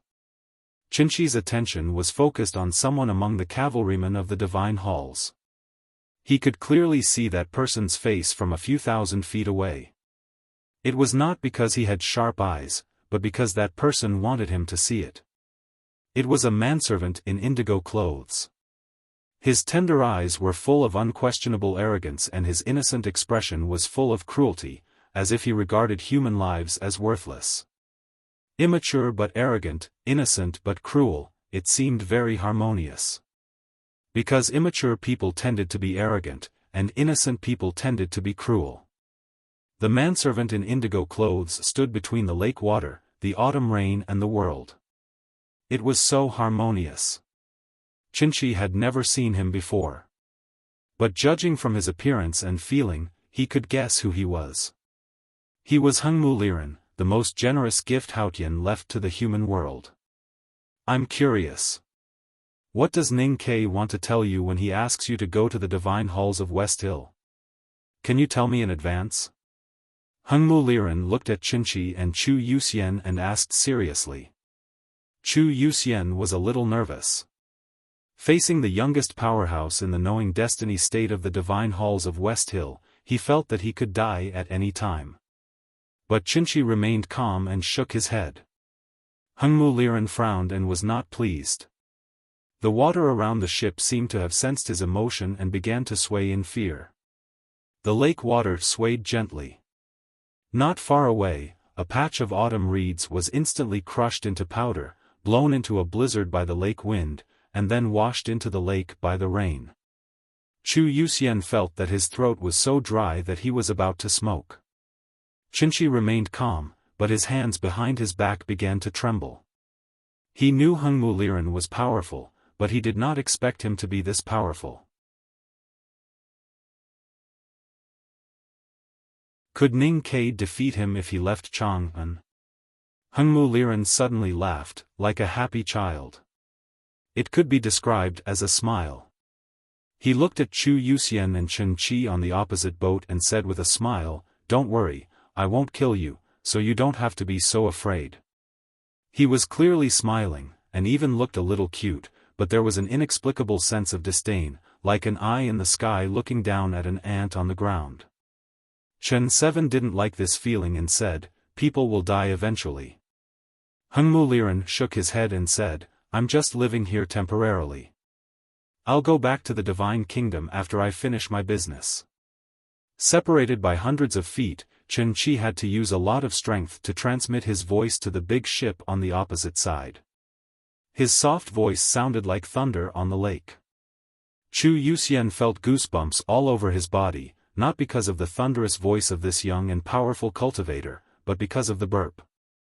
Chen 7 suddenly said, "I suddenly thought of something that Mr. 13 said."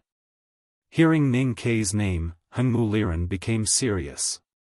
He leaned forward and said seriously, "What did he want to say to me?" Chen Qi repeated, "You will all die. Not you, but you." Even Hengmu Liren was not qualified to be said by Ning Quebec. His words included Hengmu, Long Qing, Ming Qi, the heads of the warlords in Qinghe Prefecture and the enemies on the grassland. Hengmu Liren frowned and said, "Everyone will die, but I won't." Chen 7 said, "If he said you will die, then you will die. Even if you escape to the divine kingdom, you will still die because he will chase you to the divine kingdom and kill you. Those who were supposed to die would definitely die. Even if you go to the divine kingdom and obtain eternal life, even if you go to the underworld and become ghosts, I will still kill you, or more than once." Ning Ke wanted to talk to the world about many things, and what Qinchi said was one of them. Hearing this, Hengmu Liren sneered and said, "He doesn't even dare to leave Chang'an. How can he talk about the divine kingdom? After getting ashore, Chu Yuxian was still scared. He kept blaming Qinchi for saying Ning Kei's words. If Hengmu was really irritated, they would definitely end up worse than those reeds that melted into snow. He has a high position in the divine halls of West Hill. He said he would not kill us in front of the navy of South Jin, so he won't kill us. Chen Seven said, most importantly, the divine halls of West Hill wants to know what Mr. 13 wants us to say. Before they know, we will be safe. But didn't you see the look on Hengmu Liren's face? He looks so innocent, but he is actually a psycho. What if he really goes crazy? Chu Yuxian nagged. But Chen Seven was thinking about something else. Hengmu is leading the army of South Jin to the north. He will soon take over the affairs of Qinghe Prefecture. Where is Long Qing?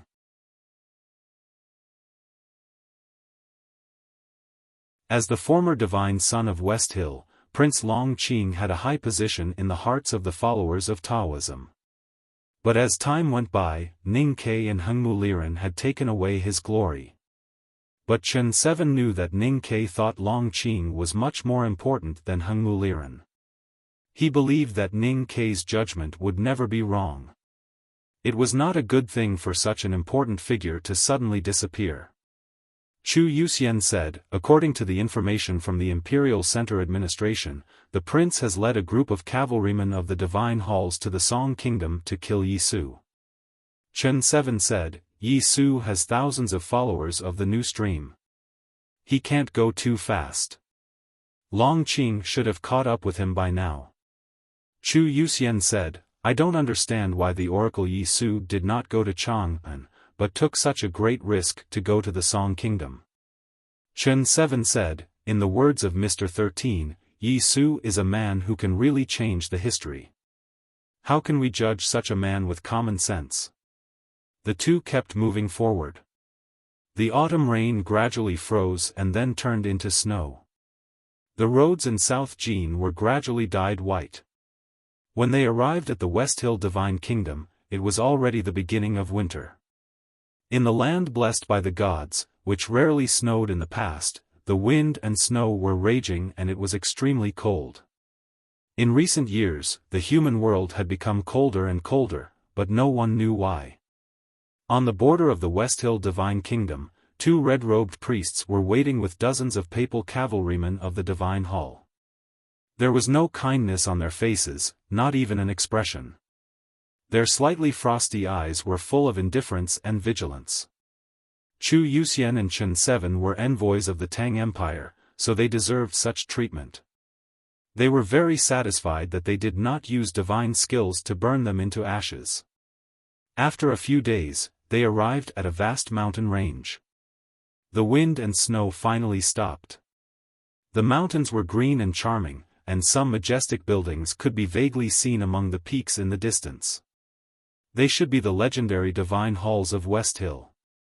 Looking into the distance, Chu Yuxian slightly opened his mouth and did not say anything. He only let out a sigh. As an ordinary person in the Haotian world, he was shocked to be able to see the Divine Halls of West Hill in his lifetime, even though he was a Tang. Chen Seven had to calm down. As the brains of the Fish Dragon Gang, he habitually observed the military defense of the West Hill Divine Kingdom and the mental state of the cavalrymen. Of course, he was most concerned about the 3 arrays that covered the Peach Mountain. He was not a cultivator, so he could not even see the cyan light. Naturally, he could not understand the horrible power of the array. But he was concerned about it because even Mr. First of the Academy could not break the array.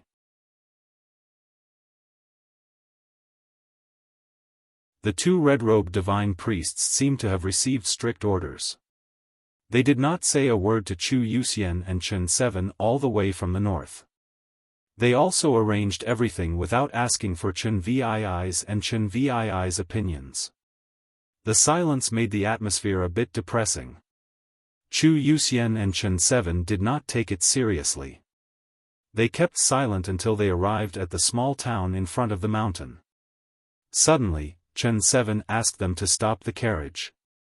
Looking at the red-robed divine priest's eyes, Chen 7 said expressionlessly, "I haven't eaten enough on the way. I'm going to buy something to eat."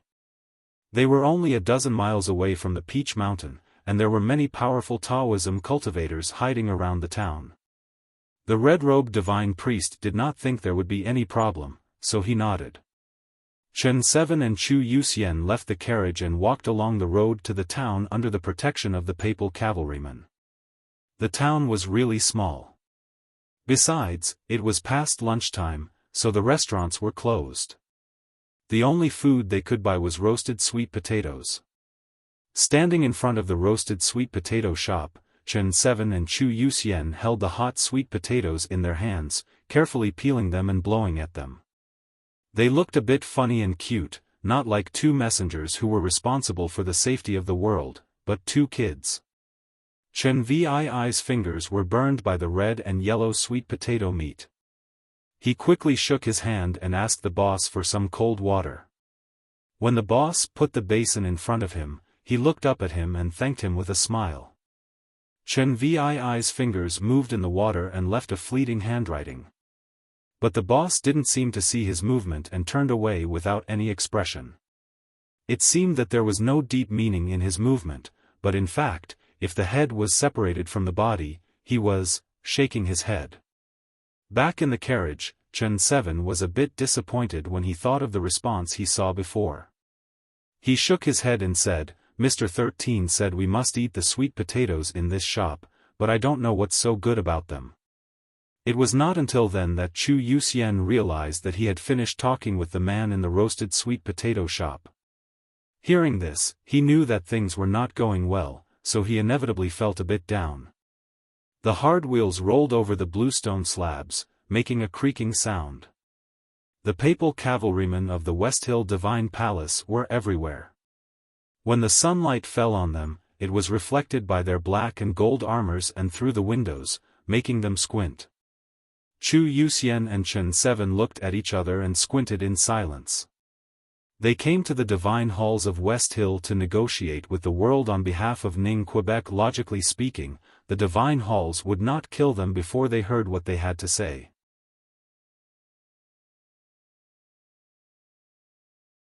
But the battle that almost happened in Qinghe Prefecture showed that someone wanted them dead, and that person was the hierarch lord of the divine halls of West Hill. Ning Ke was not talking to the hierarch lord, which might be a bit humiliating for the hierarch lord, but it was not enough to make him want to kill them. Now it seemed that the hierarch lord might have guessed something. Thinking of the scene where the man in the roasted sweet potato shook his head, Chen 7 said with a heavy heart, "How can I pass the message if I can't even see him?" The divine halls of West Hill did not arrange for them to go to the Peach Mountain, but to live in the Revelation Institute in front of the mountain, which was very close to the famous Peach Blossom Valley. Unfortunately, it was winter now, and it was hard to see the beautiful scene of peach blossoms all over the mountain. Chu Yuxian was very sorry about this, and he seemed to be a bit heartless. Chen 7 knew that he was pretending, but there was nothing he could do. Everything was arranged by the divine halls, and they could only wait anxiously. The divine halls did not give them more time to be anxious. The bigwig in charge of the negotiation came to the Revelation Institute in person the next morning. Zhao Nanhai was the direct descendant of the great divine priest of light from the South Sea, and he was the most powerful supporter of the Abbey Dean. After the war, one of the divine halls of light or the divine halls of revelation would be reserved for him. There was no doubt that he was a real bigwig. He came to talk to two ordinary people like Chu Yuxian and Chen 7, which showed enough respect for the great Tang and showed enough sincerity. But Chu Yuxian and Chen 7 did not think so. Before leaving, Ning Ke had made it very clear that there was only one person in Haotian Taoism who had the power to speak. There was only one person who could and was willing to respond to the wishes of the Tang Empire. If they wanted to talk, they could only talk to these two people. "I'm sorry." Chu Yuxian was very apologetic. He bowed and said, "It's not that I don't want to talk, but I really can't." Zhao Nanhai had been in the South Sea for a long time. Even though he had returned to Haotian Taoism for several years, his skin was still dark. His divine robe fluttered even though there was no wind.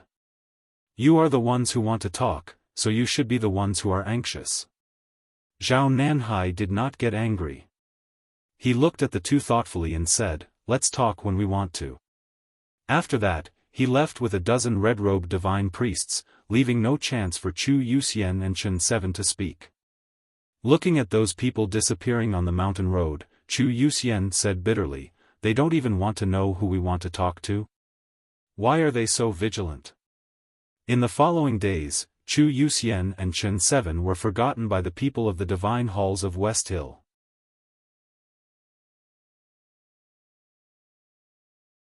They spent all their time eating, sleeping and looking at the peach blossoms in the Revelation Institute. The peach blossoms on the Peach Mountain used to bloom all year round. However, they had been cut by the headmaster of the academy and then tortured by Ning Ke and Sang Sang. They had become extremely weak and could not survive the cold winter. They were blown into the mud by the cold and no one cared about them. Chu Yuxian and Chen Seven felt that they were the peach blossoms that no one cared about. No one came to visit them. They could not see the people they wanted to see, and no one listened to them. It seemed that the negotiation that many people had high hopes for was going to end without any progress. The divine halls of West Hill was indeed not in a hurry. As long as the academy could not kill the drunkard and the butcher, Taoism would be invincible in this war. No matter how many people Ning Ke killed, it could not change the fact. Therefore, they should be the ones who were in a hurry. Ning Ke's purpose of killing people in the autumn rain was to frighten Taoism and the human world. In a sense, he achieved his goal. But what he did also ignited a fire of anger in the human world. Whether it was the West Hill, the South Jin Kingdom, the Golden Palace or the Yen Kingdom, those divine priests, soldiers and people whose loved ones died in his hands all wanted to skin him alive and eat his flesh. He did a great job in mobilizing the divine halls for the war. As time went by, the situation in the world became more and more favorable to the divine halls of West Hill. Ordinary people might not understand it, but people on the Peach Mountain did. There were many people who could understand this trend. For example, the bold and resourceful Chanyu of the Golden Tribe in the wilderness. He knew very well that this long winter was not a torture for him and the warriors in his tribe, but a wonderful wait. Therefore, the fragrance of wine from the magnificent and exaggerated tent in the north of the city of Wei grew stronger day by day, and the number of cattle and sheep slaughtered around the tent that was like a cloud field increased day by day. People in the Golden Palace were happy, just like what Ning Ke saw when he returned to the city of Wei. Ada should have been happy too. In people's eyes, there was no reason for a young man whose fate had suddenly changed to be unhappy. But he was unhappy. Ada was born in a small tribe on the grassland. He was defeated in a conflict with Chanyu's uncle's tribe. Many young men in the tribe were recruited into the Dare to Die army. Because of his young age, he was taken as a slave by a noble in the Golden Palace. If nothing went wrong, he would not live past the age of 16 because life was too hard. Fortunately, it rained in spring. He was collecting cow dung on the grassland and was soaked. Maybe that was why he became stronger after the rain stopped. That was the real strength, the strength bestowed by the merciful God. In the wrestling contest, the strongest warrior in the Golden Palace was no match for him. Even the terrifying General Lebu looked at him strangely. At that time, Chanyu's eyes were shining, and the national master looked at the sky in silence. After that day, Ada became the most famous young warrior in the Golden Palace. He became the nominal disciple of the national master, the personal guard of Chanyu, and a vanguard general. The war between the Golden Palace and the Tang Empire was intermittent. Although it was not as fierce as before, the situation at the border was still serious. In summer, a fierce conflict broke out for a grassland in the southeast of the Xiangwan Plain. The Tang army, who had lost the Xiangwan plain, was determined to take it. General Huaing, the most powerful man in the northern battlefront army, led the army. But unexpectedly, he lost. He was defeated by Ada. There was no reason for Ada to be unhappy, but he was unhappy because many of his relatives who were recruited into the vanguard army were captured by the Tang. Just a few days ago, he heard that all his relatives were killed by the Tang. All of them were killed. None of them were spared. He had become so strong that he could rebuild his tribe next year. But when he called back all of his family members and friends, they were all dead. Those damn Tang Empire. That Tang called Ning Ke, damn it. That night, Ada left the Golden Palace with a dozen of his cavalrymen. He passed through the deserted city of Wei and headed for the south, with the military order of Chanyu in his hand. Ada did not lose his mind because of anger. He was illiterate, but he was not stupid. He was not crazy enough to go to Chang and to kill Ning Quebec. But he had to do something on behalf of Chanyu and himself. The Tang Empire killed their people, so they would kill the Tang Empire. When Ada arrived at the front line where the two armies confronted each other, he saw the snowy sky and the tightened defense line of the Tang Empire. His eyes were filled with contempt.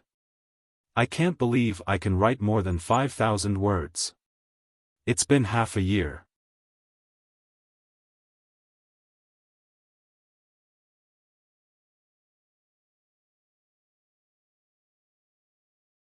Chapter 1044. The meadow was 70 miles to the southwest of the city of Wei. Compared to the Xiangwan plain, it was in the south, but the temperature was lower. The water and grass were not fertile. However, the Tang army was willing to pay a high price to camp here in the snow, ready to attack at any time. Why? Because the Tang army was running out of war horses. They had to take back the meadow before next spring. That was their last hope. On the other side of the snow, the Tang camp was full of bonfires. Thick mattresses covered the backs of the warhorses. The Tang army valued the remaining warhorses more than their own lives. This only made Ada feel more contemptuous. He would never sympathize with the weak. Just like how he would never sympathize with the defeated general. Was the Tang army without warhorses still the same Tang army that used to dominate the world with cavalry? Was the man who was killed still the famous general? Huaing was drinking in the Tang camp. He was a middle-aged general who was bare-chested. He was sweating profusely and his pale face was full of pain. In the summer, he was defeated by the young barbarian on the battlefield. Since then, he had never recovered from his injury. He disobeyed the order to drink because only the strong alcohol in the Nine River double distilled liquor could help him suppress his injury. He could stay awake and continue to lead the 2,000 cavalrymen. In the last war, the Tang Empire signed a peace treaty with the Divine Halls of West Hill. The heaviest price they paid was to cede the Xiangwan plain to the Golden Tribe Royal Court. Princess Li Yu apologized to the Tang officials and people, and Prince Li Peiyan even committed suicide. Without the Xiangwan plain, the Tang Empire lost the main source of warhorses. But in the following years, the small-scale battles at the border never stopped. Chanyu was cruel and vicious. He wanted to consume the warhorses of the Tang army. For this, he did not hesitate to let his cavalrymen pay twice or even thrice the price. The royal court could replenish the warhorses, but where could the Tang army replenish their warhorses? The number of warhorses of the northern battlefront army decreased rapidly as time went by and the battles never stopped. Now they were in a desperate situation. As a famous general in the Tang army, Huaing was extremely powerful in martial arts. In the northern battlefront army, he was only second to General Su Qi in both experience and ability. He had over 10,000 cavalrymen and 3,000 heavy cavalrymen under his command. But now, 2,432 men, with 2,432 warhorses, made up 2,432 cavalrymen, all the cavalrymen under his command. They were the last cavalrymen of the Northern Battlefront Army.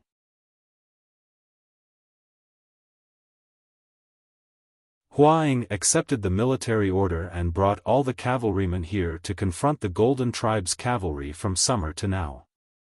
That was equivalent to throwing all their hopes into this battle, because the Tang army needed the grassland. They wanted to find hope. Of course, the Tang Empire would not have only these horses left. However, it was pointless to send horses from the south, because the number was not enough to change the current situation. What made the Northern Battlefront Army even angrier was that the imperial court did not seem to have the same idea. Huang stared at the wine bowl. There seemed to be a fire burning in his eyes. It was the academy that decided to cede the Xianwan Plain to the Golden Tribe Royal Court, and it was Ning Ke who promised that he would solve the problem of the warhorses. However, years had passed, and the Tang army had been bleeding and dying on the grassland. He and his soldiers had been tortured like ghosts. Where were the horses? If you are lying to us, I will come back to Chang'an and ask you even if I die in the snow. He picked up the wine bowl and said to Ning Ke, looking to the south. At this moment, a warning came from outside the camp. At the same time, there was a fierce challenge. In the wind and snow, the voice was clear and fierce, echoing in the wilderness. Huang looked back at the face in the wine bowl. It was a haggard face that was not as handsome as before. He suddenly smiled. With the help of his bodyguards, he carefully put on his armor and walked out of the tent. When he walked out of the tent, he was still in the camp. When he walked out again, the snowflakes fell on the armor, but they did not melt. Soon, the cracks were filled. The Tang army stood outside their own tents and looked at their commander in silence. Outside the camp, Huang looked at the barbarian youth through the wind and snow. He said bitterly, "The general will definitely scold me." Of course, he remembered who the barbarian youth was. He was defeated by this inconspicuous youth on the grassland in the summer and had been injured ever since. No one knew when such a powerful cultivator appeared in the Golden Tribe Royal Court. If he was defeated by the infamous General Lebu, Huang would understand. But he could not figure out where this youth came from and why he was so powerful.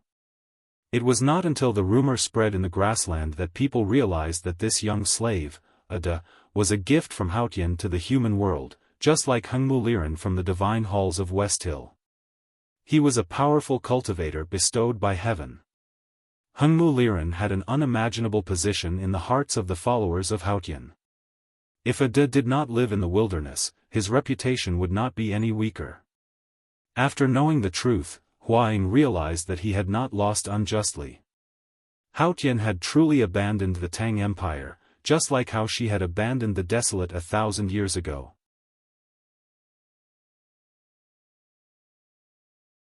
He would not be afraid because of this, but his state of mind was still affected. He looked into the distance.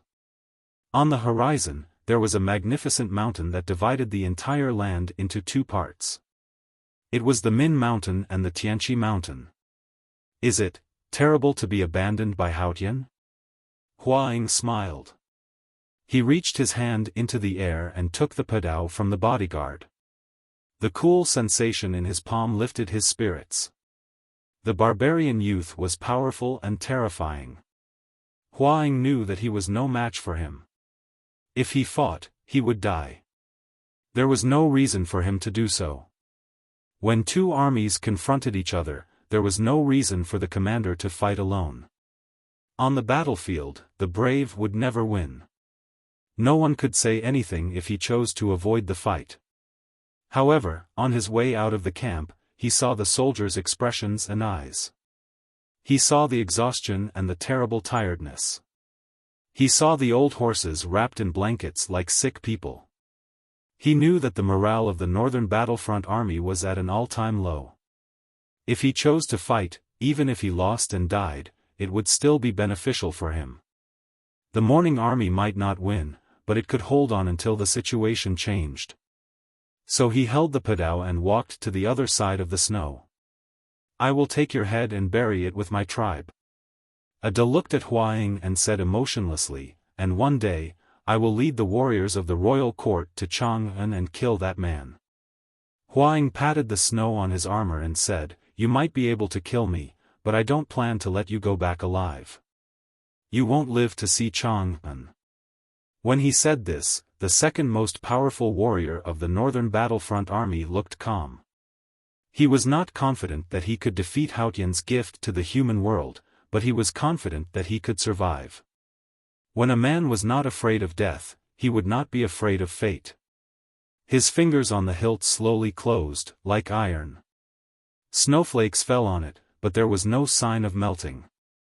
Because his hand was just that cold. From his body to the long and thin hilt, and then to the heavy black blade, an extremely cold and sharp aura was slowly released, and then suddenly increased. The snowflakes in the air were disturbed by this aura and shot to all directions, making the sound of breaking the air like sharp arrows. Ada expressionlessly drew out the machete on his waist. It was a precious saber given to him by Chanyu. It was extremely sharp, as bright as his eyes at this moment. Just like before every important battle, the young man started to pray silently, asking Tingri to give him the power to defeat all the enemies. The snowflakes in the air seemed to hear his prayer. They timidly slowed down and floated in the air. The remaining snow on the field gradually melted, revealing the remaining grass underneath. The snow melted and the grass appeared, but it was not full of vitality.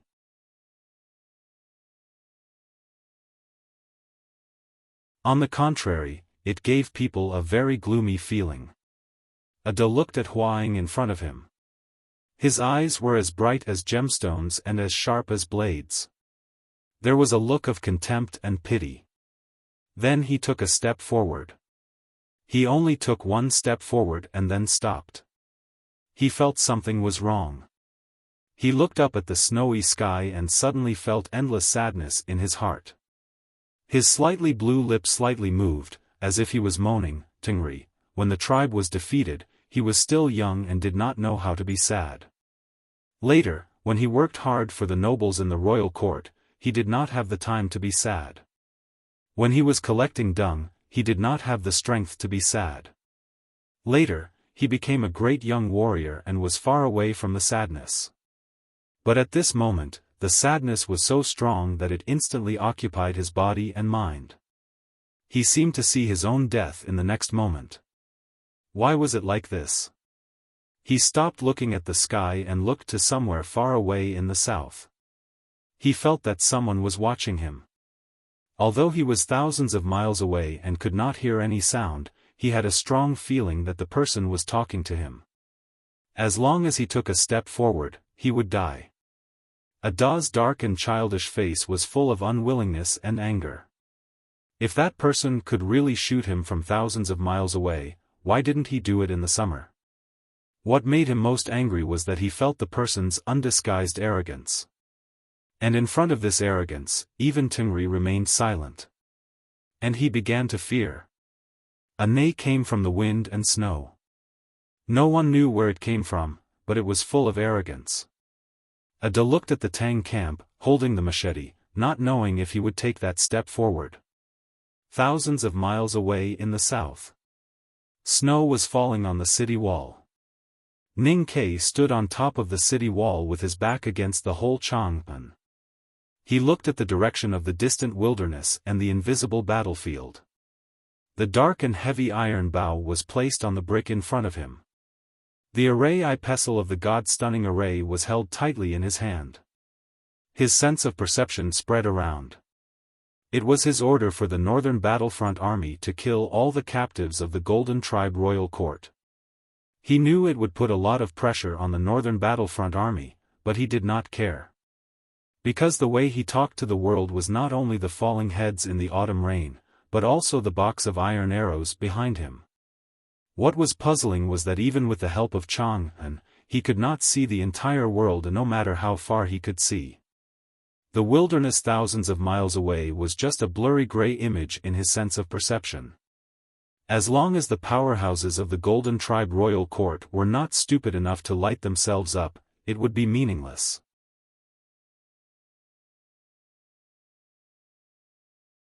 But he still looked to the north, as if he could see those lights at any time and then send them to the underworld or the divine kingdom with an iron arrow. Or was the fire in the Academy's hand all the time? I wish you all a happy weekend. I suddenly feel that labor is really a happy thing.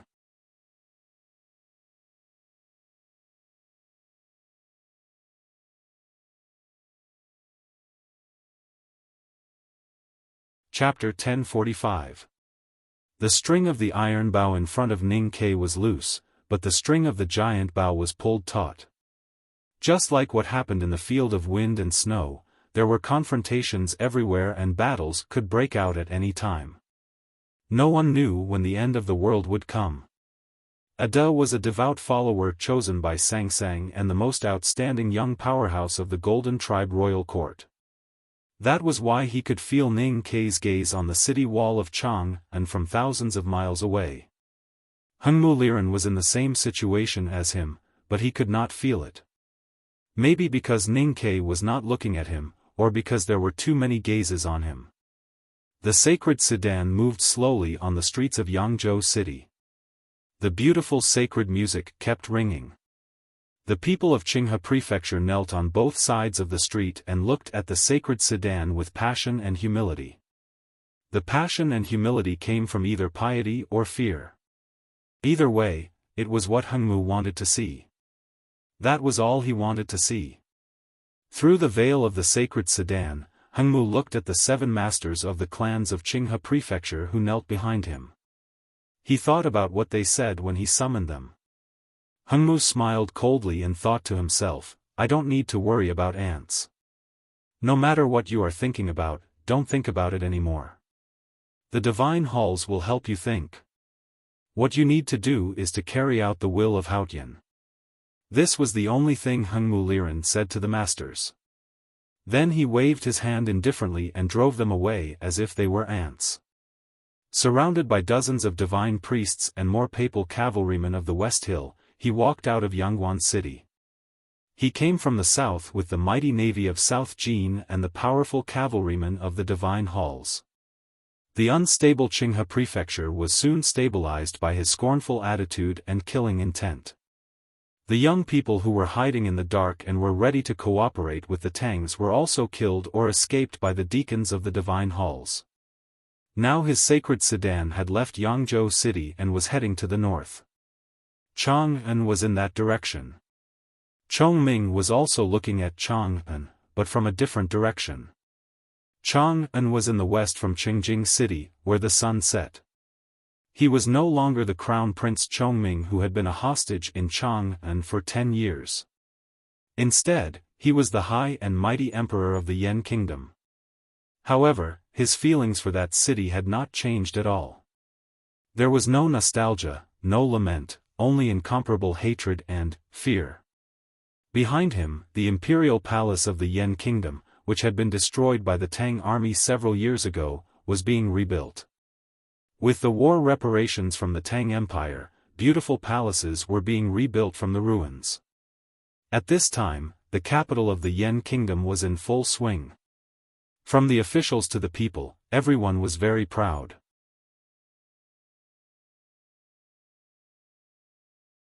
But he was still afraid. He had lived in Chang'an for many years. He knew how powerful the Tang Empire was. He knew that the Tangs would never forget their hatred. He knew what Li Yu was thinking. He also knew that if the Tang Empire really recovered, then the Yan Empire would not be able to resist their cavalry. The palace that had just been rebuilt behind him would become a ruin in a short period of time, and Li Yu would definitely give him unforgettable revenge. 3 years ago, the Tang Empire rebuilt the northeast border army. The general's mansion was still located in Tuyang City. Compared to the past, there seemed to be no change. But Chongming knew that the newly built northeast border army only had one goal, and that was to destroy the Yan kingdom. Chongming did not dare to hope that the Yan kingdom could resist the Tang army with its weak national strength. He could only pin his hopes on the West Hill Divine Palace and his own brother. Because of this, he disregarded the opposition of his subjects and firmly carried out the orders of the West Hill Divine Palace. He searched the last of the food from his people's homes and kept sending it to the wilderness, to the nobles of the left king's palace who had been enemies with him for generations. Only when the cavalry of the left king's palace became stronger and stronger could they resist the desolate man's tribe further north. Only when the war broke out could they help the Yan kingdom fight against the Tang Empire. Chongming had thought that even if the East King's palace could not become a threat to the Tang Empire in a short period of time, it could at least ensure that the Yan kingdom could get rid of the shadow of the desolate man after he and his country had sacrificed so much. But who would have thought that the development of the situation would be far beyond his expectations? Why? Why could the desolate man's tribe survive until now, when they had been destroyed by the Divine Hall Coalition army a few years ago? And they even seemed to be slowly recovering their strength? This was a question that troubled the Yan kingdom's officials and made the Divine Hall extremely vigilant. As more information flowed back from the wilderness, they got the answer that was closest to the truth. There was a ghost. A ghost was floating in the wilderness. It was a small figure, but it was as terrifying as a devil. Neither the snow that filled the sky nor the yellow sand that devoured people could stop the ghost. The high priest of the left king's palace, who had the most powerful Dharma power, died tragically by the Crescent Sea 2 years ago. Then, several other priests died mysteriously. Until now, no priest dared to walk out of the palace. Every once in a while, there would be horrible news of a cavalry squad being destroyed or a powerhouse in the army becoming a pile of flesh and blood from the depths of the grassland.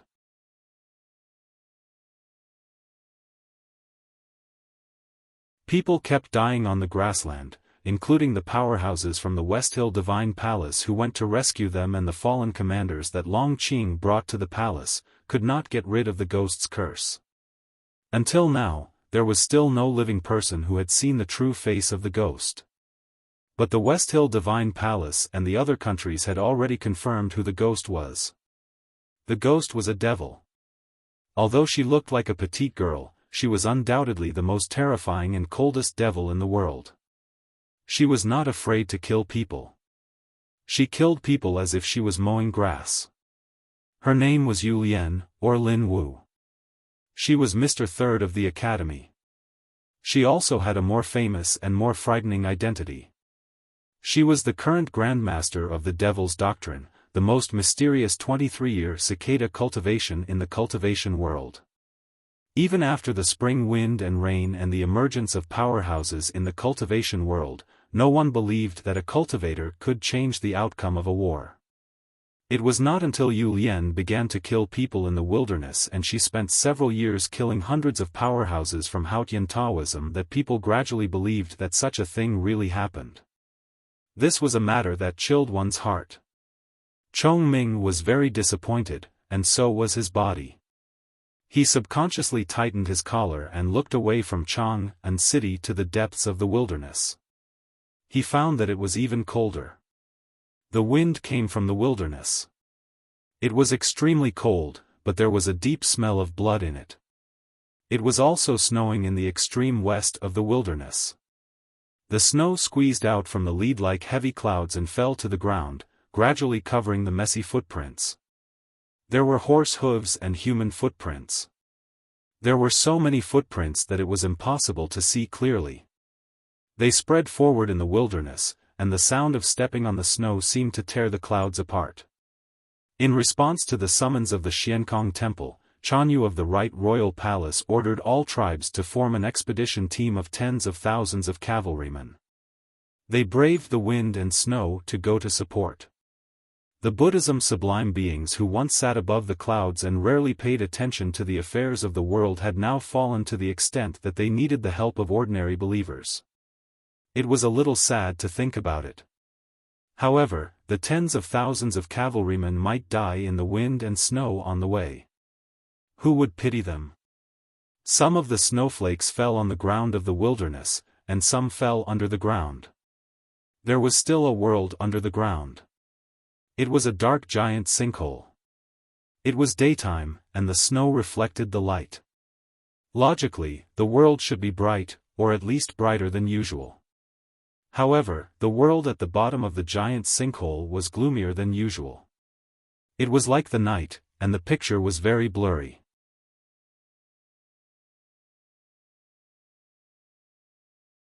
The reason was that everywhere in the wilderness of the underground world was burning. The highland barley fields that never froze because of the hot spring were ignited. The woods beside the streams were ignited. The waterwheel outside the giant sinkhole was ignited. The tents of the nobles were ignited. An inconspicuous monk temple at the foot of the Prajna peak in the distance was gradually collapsing in the raging fire. A single spark could start a prairie fire. The serfs' uprising in the underground world that started a few years ago finally spread to all tribes and could no longer be extinguished. Beacon fires were everywhere in the Buddha kingdom. These fires brought blazing heat, burned gorgeous gold wares, and brought dirty black smoke, covering the sacred yellow temples among the peaks. The sounds of killing were everywhere in the wilderness. These cries from the deepest part of the soul could overwhelm the pious chanting of sutras and ignore the call of the morning bell. The beacon fires and the sounds of killing had not yet affected the giant peak transformed from the body of Buddha. The treasure mountain was unharmed, and the monks in the mountain had gradually become cold-hearted. That was why they ordered the right royal court to rush to help. The most important reason for this was that there was a ghost in the underground world. The ghost was the shadow of an iron sword, and it never stopped moving between the dirty and the sacred. Jun Mo was fighting. He had been injured, badly injured, but he never stopped waving the iron sword. He had been fighting for a long time without sleep and rest for several years. He would not stop until he tore apart the light of Buddha and led the people out of hell. The capital of the kingdom of Song was next to the sea.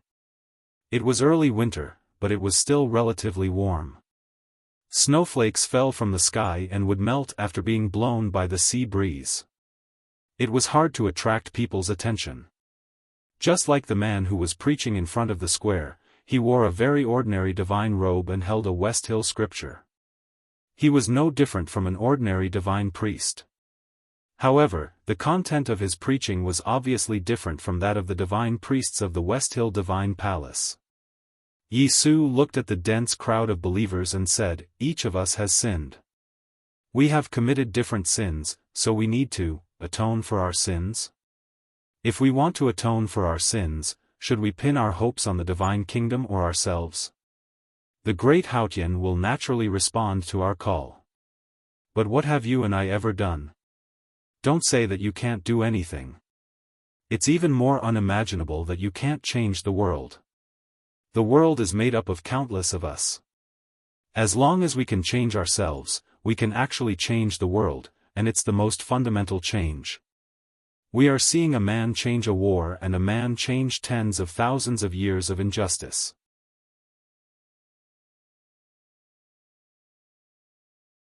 So why can't we change the world and change ourselves?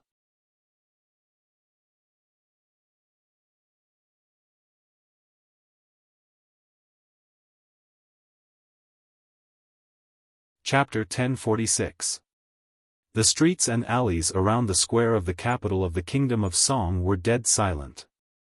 Occasionally, heavy breathing could be heard, but it was not the breathing of humans, but the snorting of warhorses. Someone's preaching voice came from afar.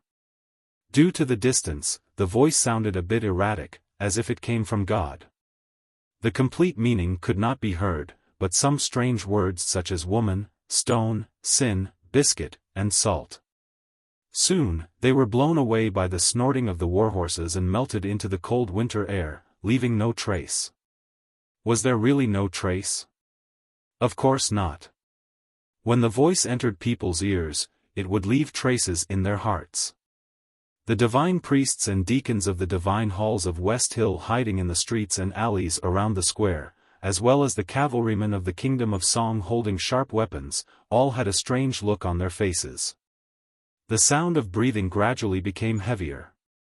Hundreds of warhorses on standby, thousands of divine priests, deacons, and soldiers who were ready to attack at any time gradually converged into thunder in the quiet streets.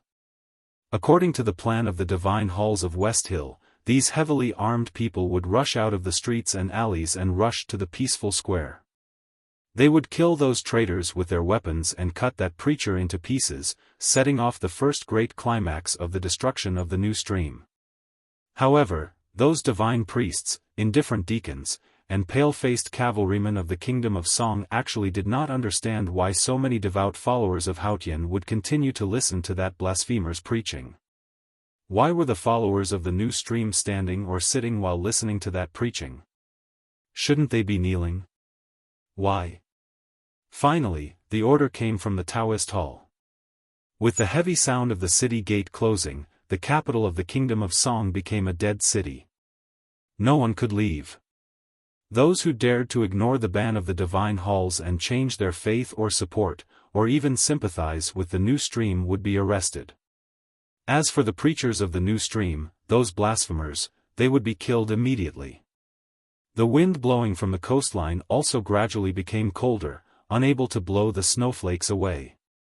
The snow on the streets also stopped melting and gradually accumulated. With the orderly and terrifying footsteps, the city gradually turned into a clean and austere white. Everyone knew that the white snow would soon be dyed red with blood. The iron spears clashed against the armors, the horses breathed heavily, and the knights stared at them coldly. The smell of metal in the air gradually turned into the smell of blood.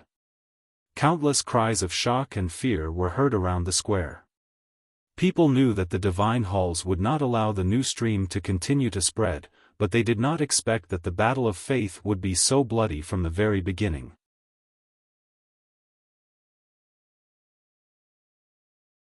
Those who sympathized with the new stream were driven to a corner by the deacons and cavalrymen of the divine halls of West Hill. The sound of iron rods hitting on flesh and blood could be heard everywhere, and the screams of the people could be heard everywhere. Naturally, most of all, the sound of crying was heard. Cries of fear and despair.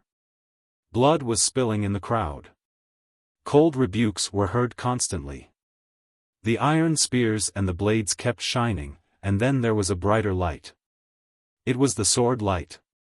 In the crowd, more than 20 disciples of the sword Garrett of South Jin Kingdom drew their swords at the same time.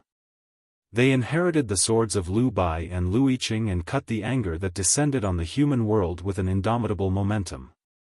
The anger of the divine halls slightly subsided. However, with the continuous influx of cavalrymen and more powerful Taoism cultivators joining the battle, the scene became more and more chaotic. 3 commanders of the cavalrymen of divine halls led their subordinates and broke through the blockade of the disciples of the sword Garrett. They rushed into the depths of the square. They did not pay attention to the crying followers of the new stream, but only to the calm man on the platform. As long as they could kill the blasphemer, who would continue to believe in those absurd and evil theories. Looking at the bleeding people, the crying mothers holding their children in their arms, and the white-haired old men who were full of fear, Yi Su showed deep sorrow in his eyes. However, it was strange that he also felt pity and sorrow for the cavalrymen of divine halls who were rushing toward him. Chen Pipi walked onto the platform and was ready to leave with his senior brother. They had experienced such things many times during their escape from the South Jin Kingdom. Today seems to be the last day. Yi Su reached out and patted him on the shoulder, signaling him not to pack in a hurry. Then he looked up at the falling snow and said, "But, why did the headmaster do this?" During the escape, the carefree young man's temperament and the flesh on his body gradually disappeared. Chen Pipi said, "It's not the last until the last." His expression was so serious. His eyes were full of exhaustion, but there was no hesitation in the depths of exhaustion. Only this sentence showed that he was still the old Chen Pipi. He believed in what was right and was willing to work hard for it. Most importantly, what made Ning Ke admire him the most was that he was still optimistic in the face of a desperate situation. It's different. Yi Su no longer looked at the sky. He looked at the increasing number of cavalrymen around the square and those powerful Hautian Taoism powerhouses. He said calmly, "Today's battle array is too big. These people can't stop us from leaving." Chen Pipi walked to him and looked at the approaching cavalry commanders and the murderous cavalrymen of divine halls.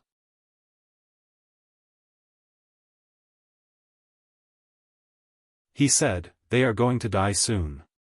A few years ago, he was seriously injured and his ocean of qi and mountain of snow was locked by Sang Sang. He was already a useless man and was no match for any of the powerhouses of divine halls here today. But he said it calmly and matter-of-factly. Of course, it was the Academy's matter-of-factly. However, after saying this, his expression changed slightly. Because he saw the crowd gradually separate and a girl was slowly walking toward the wooden platform. She was Xiaoyu from the South Sea, his former fiancée. The once proud and powerful girl from the South Sea was still powerful, but her pride had completely sunk into her bones. She wore a divine robe and her aura was calm and cold.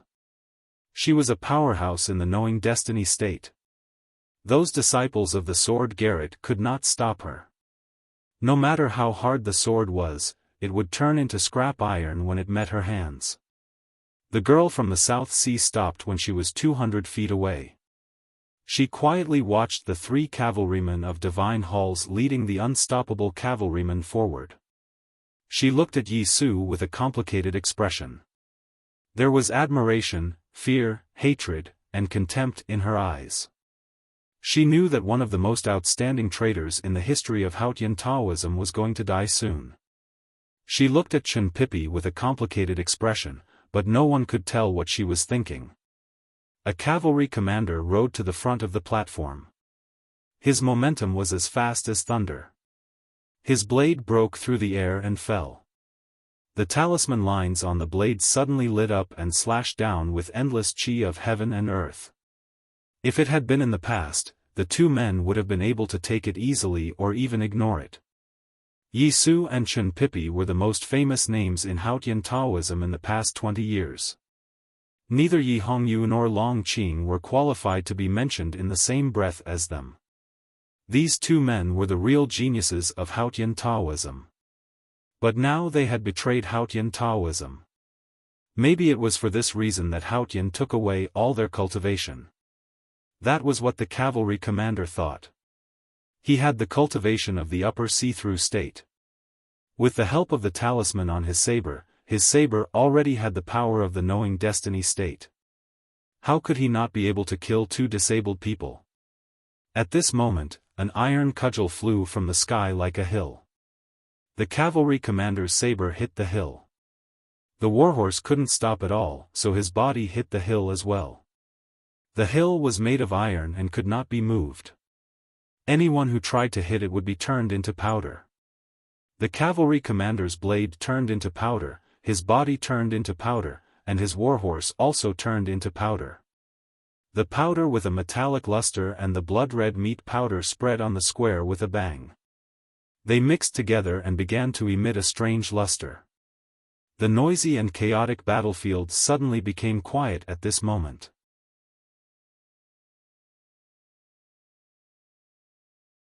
The cavalrymen of Divine Hall who were charging toward the platform pulled the reins desperately. The deacons who were fighting stopped in shock and looked toward the source of the sound. The dust gradually settled and the snow fell again. No matter what kind of powder it was, once it fell on the ground and mixed with the snow, it could not be seen anymore. The sight became clear and a petite figure appeared. The animal skin slightly shivered in the cold wind, just like the strands of hair on her cheeks. She pulled out the iron cudgel from the ground and looked at the girl from the South Sea in front of her. Tang Xiao Tang. Xiaoyu looked at the figure and said. There seemed to be flames burning between her lips and teeth. Then she looked at Chen Pipi with deep eyes full of sadness and anger. Tang Xiaotang looked at her and said seriously, "If you dare to look at him like this again, I will definitely dig your eyes out." Xiaoyu's voice was extremely cold. "Why?" Tang Xiaotang said, "I said a few years ago on Peach Mountain that he is my man." She said it as if it was a matter of course, just like what Chen Pipi had said before. Of course, it was still a matter of course for the academy.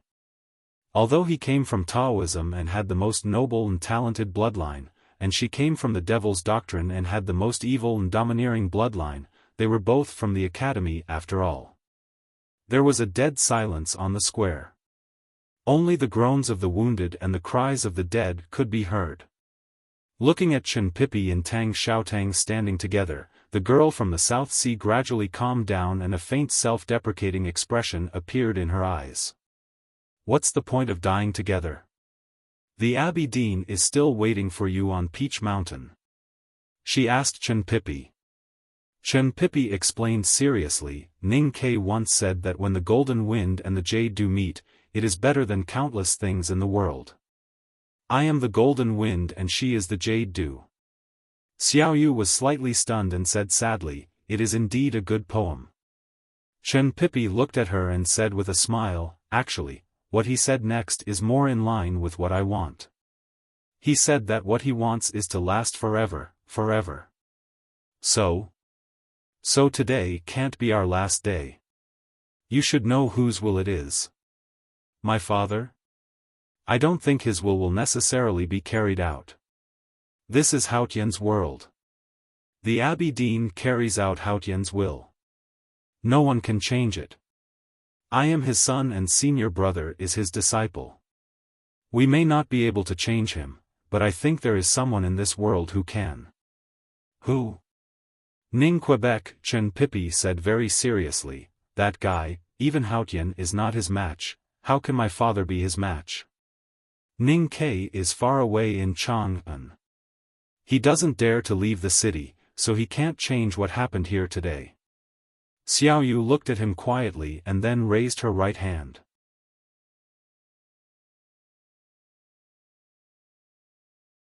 The wide sleeves of her divine robe slowly fell down, revealing her smooth and white arm. It was quite beautiful. Tang Xiaotang looked at Chen Pipi and said, "Don't look." Chen Pipi widened his eyes and said, "I'm just a little shocked. Isn't her family always dark? Why are they so pale now?" She said it when she shouldn't have said it because she was nervous. Xiaoyu raised her right arm and the cavalrymen of the divine halls of West Hill were ready to attack again. Chen Pipi said he believed that Ning Ke could change everything, but he didn't really believe it. He was just bragging out of habit and trying to save his friend's face. He looked at Yi Su and confirmed a fact. "Senior brother, it seems that you have really achieved Taoism." "Why do you say that?" "Because you can predict the future." "What? You just said, this is the last day." Yi Su smiled and said, "This is my last day." Chen Pipi said, "Then it must be mine." Judging from the situation, Tang Xiaotang was not afraid of Xiaoyu. The disciples of the Sword Garret were still fighting fiercely and should be able to protect them. But the two brothers knew that this was really the last day. Because this was the Abbey Dean's will. That man was the teacher he respected the most, his father. They knew very well how powerful and terrifying that man was. Even though he was a cripple with his ocean of qi and mountain of snow destroyed like the two of them, he could still overturn the world with a single thought. The Abbey Dean would never make a mistake except when facing the headmaster of the academy. There were definitely more people in the kingdom of Song today. There must be others who were preparing for the final harvest. The atmosphere was depressing at first, but then it became gloomy and horrible with Chen Pipi's silence and the moans of the wounded. Even the falling snow slowed down a bit. "We ourselves are the path, the truth, and life." Yi Su looked at the confused and painful followers and said slowly, "Follow your own path and you will walk out of the dark valley and get the greatest joy." As he said this, the snow suddenly fell. A crack appeared in the snowy clouds above the capital of the Song Kingdom. Sunlight shone down and fell on him, gilding him with a layer of gold.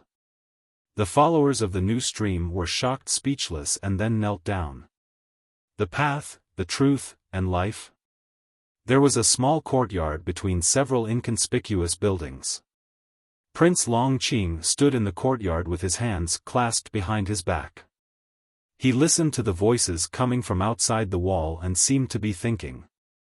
There were dozens of piles of firewood on the ground behind him.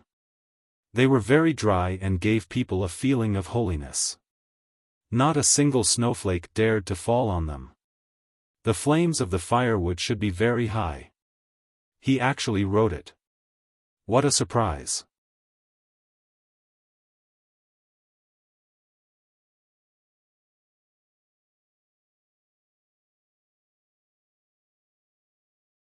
Chapter 1047. The situation in the world was extremely tense. On the border of the Tang Empire, in the capital of the Song Empire, and at the bottom of the giant sinkhole, there were confrontations everywhere. Wars were on the verge of breaking out. Some had already started, while others had never stopped. The people in the world pinned their last hope on the envoys sent by the Tang Empire, hoping that they could reach an agreement with the divine halls of West Hill. The two envoys were just ordinary people who did not know how to cultivate, let alone powerful cultivators in the knowing destiny state. But at this moment, they were the most important people in the world. There were two kinds of people who loved peace.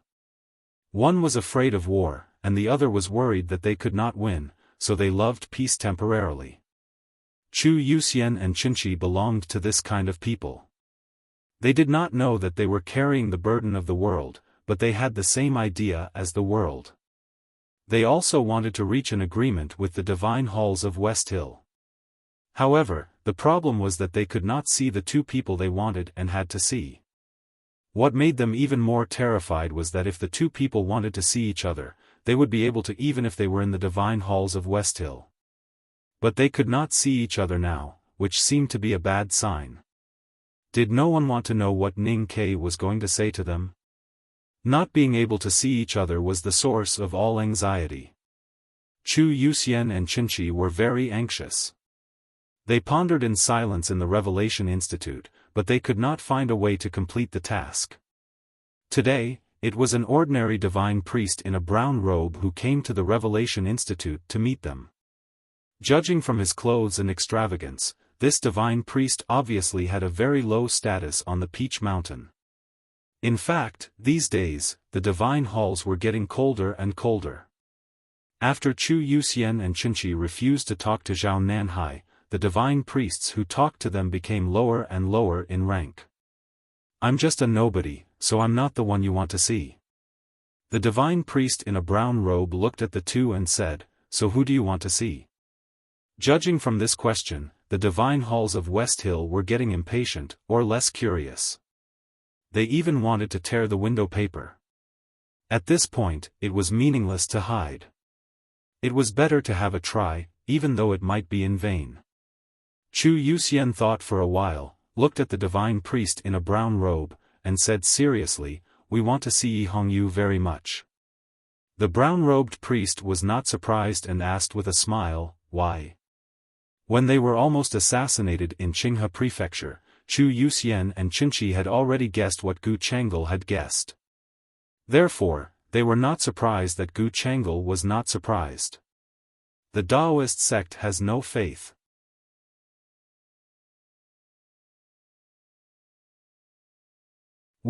To be precise, Mr. 13 only believes in the divine priest of judgment. Alright, that's a more reasonable explanation. The brown-robed cleric calmly said, I will report your thoughts. As for whether or not they will make arrangements, that is not something I am responsible for. After saying this, the people from the Divine Hall left the Revelation Institute.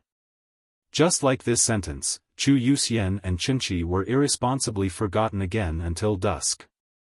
Standing on the stone steps in front of the Revelation Institute, Qinshi looked at the fallen peach blossoms and imagined the three arrays hidden in the mountain path and peach bushes.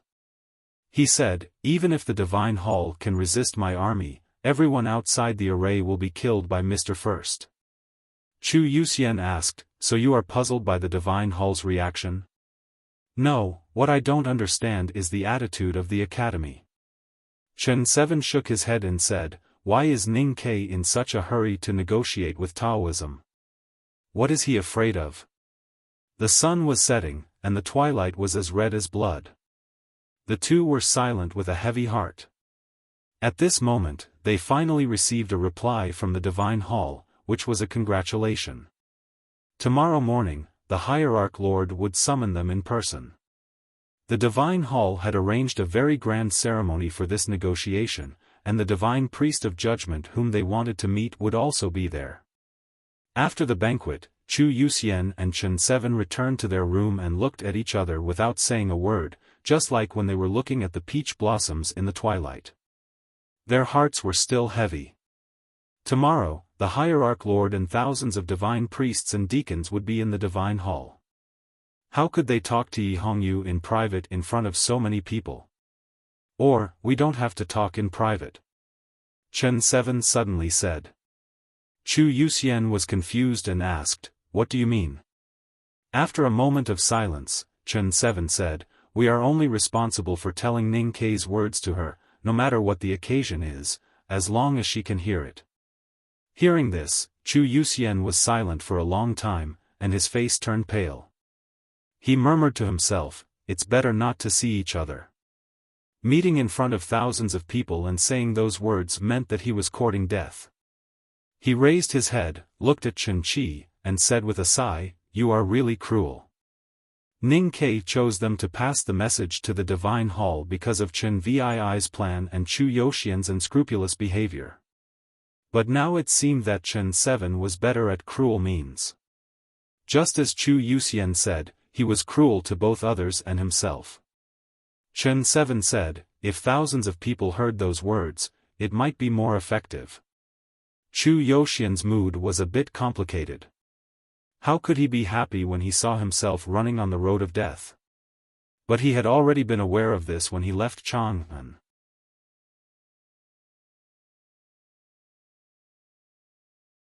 So he was still calm even though his face was pale. Since we have to die after saying those words, maybe we should try to see that person first. Chu Yuxian walked to the window and said while looking at the cliff plateau halfway up the Peach Mountain, which looked like it was cut by a knife and axe, and at the inconspicuous stone houses in the darkness. Chen 7 walked to him and said with a frown, it's hard to get there. Chu Yuxian glanced at him and said bitterly, harder than death. It was a silent night. Both of them were silent and said goodbye to the past. So when they woke up in the morning, they were not in good spirits, especially Chu Yuxian, who had two very deep dark circles under his eyes, which looked both funny and depressing. It's a happy funeral. Chu Yuxian comforted himself. Led by the deacon of the Divine Hall, the two left the Revelation Institute and walked up the stone steps to the Peach Mountain. Peach blossoms were falling on the green hillside, and the snow that had fallen a few days ago had accumulated on it, which made it very beautiful. The blue stone steps were wet with dew, which was even more striking in the fragrant snow. It didn't take long before they saw the white Divine Hall on the top of the mountain. The morning light shone on it, and the holy aura was spreading. Chu Yuxian and Chen 7 looked at each other, and suddenly turned around and ran to somewhere on the cliff plateau. Stepping on the hard stone steps, they breathed as fast as the mountain wind. They ignored the deacon's panicked cries and the cavalrymen of the Divine Hall who were chasing after them. They swung their arms and opened their mouths, and ran desperately to the depth of the cliff plateau. It was really a mad dash that burned their lives. The two people, who were already prepared to die, burst forth with an unprecedented speed in this early morning. They were like two fleeing rabbits, passing through the grass, and even their figures became blurred with a whooshing sound. The Divine Hall's reaction was a little slow. The deacon and the cavalrymen didn't catch up until they reached the middle of the cliff plateau. But somehow, they didn't dare to take another step forward. Zhao Nanhai floated down from the top of the Peach Mountain. Looking at the two figures on the cliff plateau, he was expressionless, but he was in a strange mood. If the person in the stone house at the end of the cliff plateau didn't want to see him, the two Tangs wouldn't be able to run here even if they really did burn their lives. Why did he want to see him? Running to the stone houses at the end of the cliff plateau, Chu Yuxian and Chen 7 were panting and holding their waists. They almost couldn't stand up straight and felt that their lungs were about to explode. The Divine Hall didn't send anyone to chase them here, maybe because they were afraid, or for some other reasons.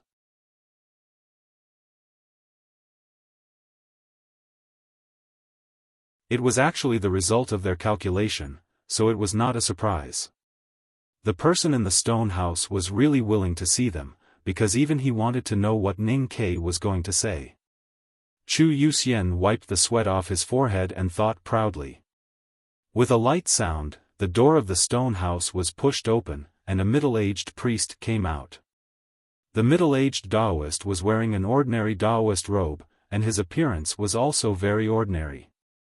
There was nothing outstanding about his appearance or his aura. No matter how one looked at it, this Taoist should not and could not be an ordinary person, but he had been ordinary his whole life, which was very unusual.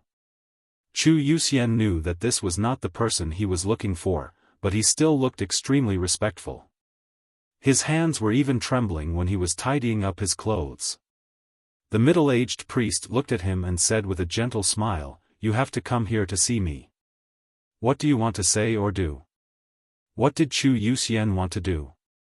He knelt down to the middle-aged priest and the person in the stone house without hesitation and said humbly, "Chu Yuxian wants to hear a story, Taoist master."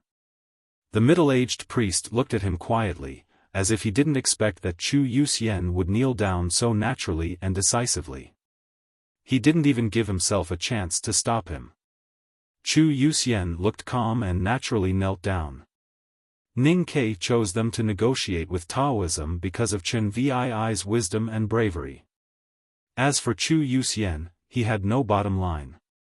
The middle-aged priest asked with a smile, "What story?" Since Chu Yuxian and Chen 7 could come to the stone house, it meant that they had permission.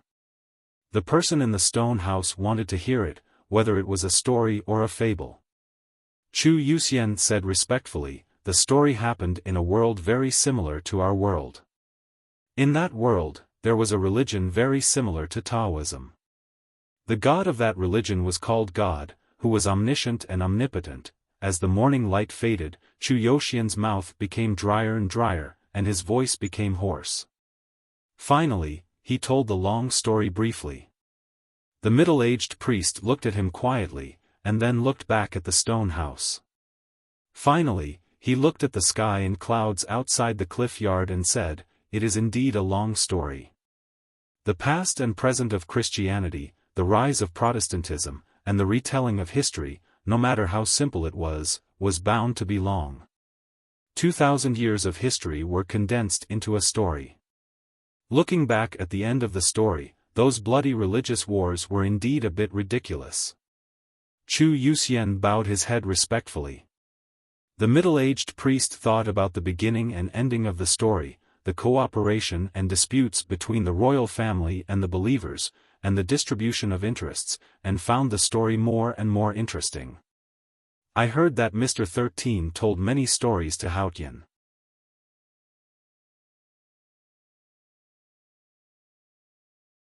I don't know whether he has told this story or not. But at least it proves that he is a good storyteller," the middle-aged priest said. He knew that it was a story told by Ning Quebec. Then he stepped aside, and the door of the stone house appeared directly in front of Chu Yuxian and Chinchi. This story was just the beginning of the conversation. Ning Ke used such a grand story as a prelude, and even the middle-aged priest began to wonder what he was going to say. Looking at the closed door of the stone house, Chu Yuxian's face became paler and paler, and Chinchi also became short of breath. The man in the house had a very different status and meaning to the believers of Haotian in the world. Even they couldn't bear it. The middle-aged priest said, "What do you want to say? Just say it."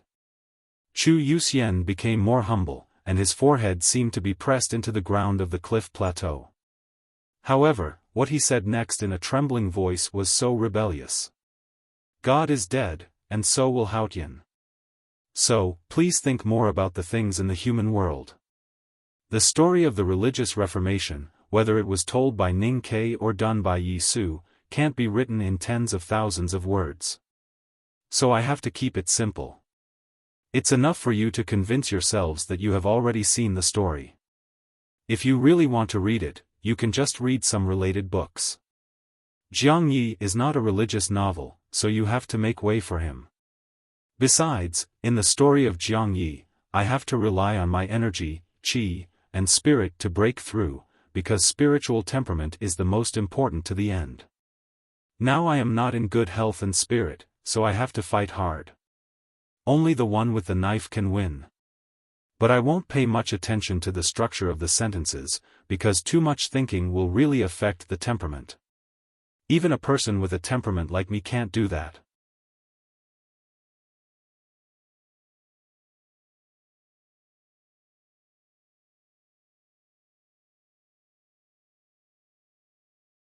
Chapter 1048. God was dead. Haotian would die too.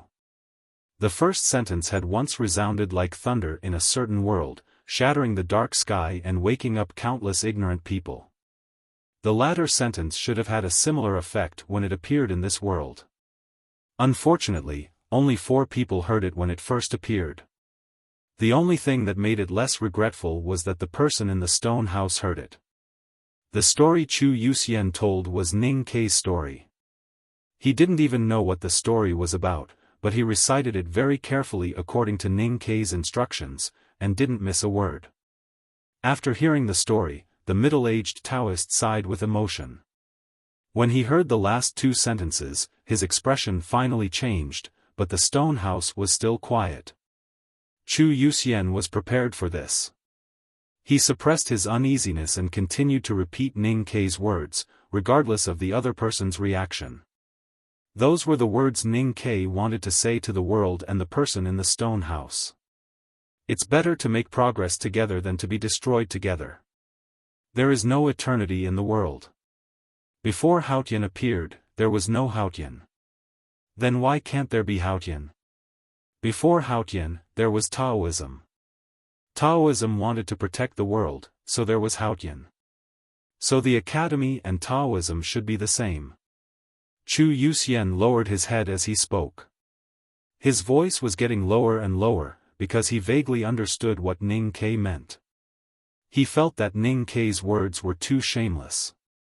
As the repeater, he couldn't take it for granted like before. Sweat dripped from his forehead and fell on the ground in front of the stone house, but it didn't splash because it was too close to the house. Since we are the same, why do we have to fight to the death? For 1,000 years, the Abbey Dean had been the strongest in Haotian Taoism. However, Haotian had to die, so Haotian Taoism had to choose a new path. Such a great change had never happened in 1,000 years, and only a wise man like the Abbey Dean could handle it. Even if you have reservations, why can't you wait for 2 more years? Yi Su is your student. If he becomes a sage, you will be the sacred teacher. Chen Pipi is your son. If he becomes a sage, you will be the sacred father. When Taoism embarks on a new path, you will be the sacred teacher, sacred father and sacred lord. Why can't the 3 sages be one? It was very quiet on the plateau, except for the mountain wind and Chu Yuxian's voice. No one in the stone house agreed or disagreed, but just listened quietly. Chu Yuxian's voice was getting lower and lower, but his words were getting smoother and smoother. In the end, he even added his own words subconsciously. One is your most promising student, and the other is your biological son. Dao sect. Isn't it actually your family's business? We're all family, can't we just talk it out? After saying this, Sage Chu Yukai found that he had said too much.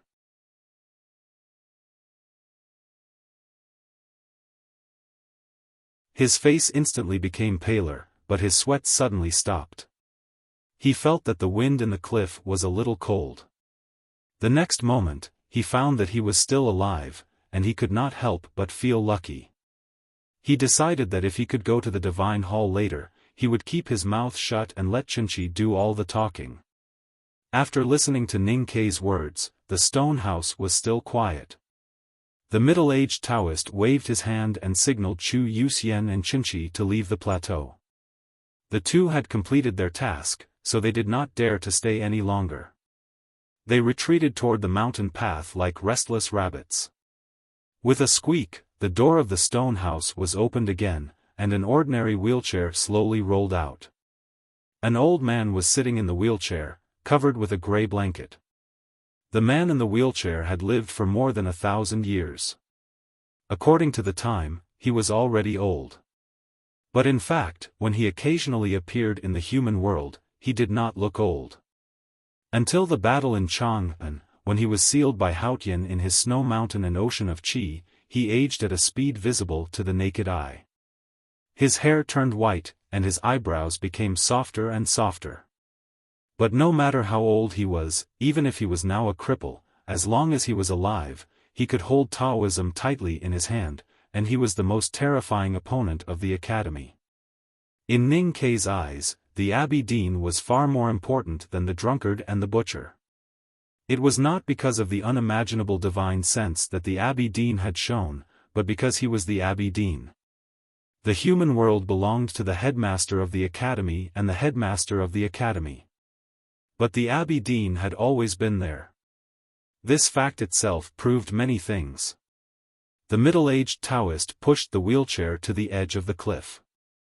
The Abbey Dean quietly looked at the flowing clouds outside the cliff and the remaining snow in the Green Mountains.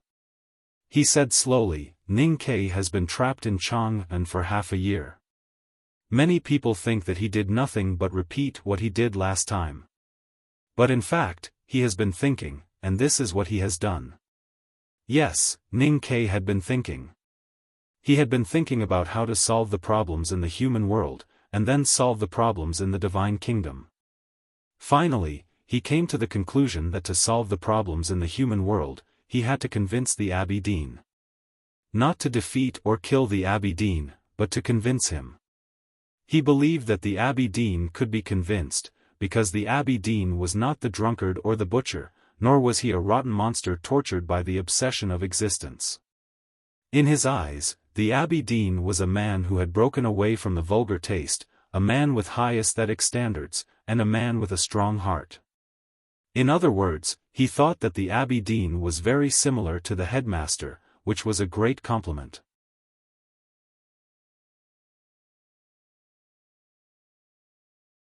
Through the teachings of the headmaster of the academy, Ning Kei had lived in the Buddha's chessboard with Sang Sang for countless years, and had a much deeper understanding of faith than before. He knew the origin of Taoism and Haotian. Therefore, he was sure that the Abbey Dean was not one of those foolish women who cried bitterly at the sight of the divine light. The Abbey Dean's piety was not in Haotian, but in his belief. That belief was the biggest secret of Taoism since ancient times. Haotian guarded the world. The world was the root, and it was what Taoism wanted to protect. Whether it was the gambler who founded Taoism or the Abbey Dean who ruled Taoism, Haotian did not have the innate divinity in their hearts. Therefore, Ning Kei tried his best to tell the Abbey Dean the story and the last two sentences. He knew that the Abbey Dean did not need him to remind him, but he wanted to remind him. When God died, Haotian could also die.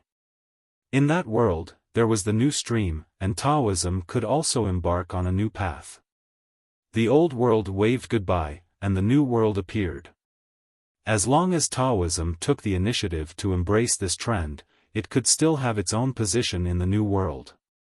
Taoism could still protect the world, but in a different way. Ning Kei wanted to remind him that the world itself was much more important than Haotian. This was not only the Academy's view, but also the most essential belief of Taoism. Then why couldn't the Academy and Taoism be on the same path? Ning Kei chose the Abbey Dean to talk to because he knew that the Abbey Dean could understand him. He knew that the Abbey Dean was wise enough, and the Abbey Dean was a truly great man. Only a truly great man could make such a great decision. The headmaster of the academy is a great man to have such a student. The Abbey Dean said calmly, Ning Ke can see through the foundation of Taoism and see through my belief. He is also a great man. The middle-aged priest was moved, because the Abbey Dean spoke highly of Ning Ke, and also because the Abbey Dean had vaguely admitted his true thoughts. The Abbey Dean looked out of the cliff and remained silent for a long time. The middle-aged priest's hands trembled slightly on the wheelchair. Even he felt extremely nervous at this moment, because what was going to happen next would definitely change the fate of the entire human world, and even the Haotian divine kingdom. There were many clouds outside the cliff. The white clouds floated everywhere like the waves on the water.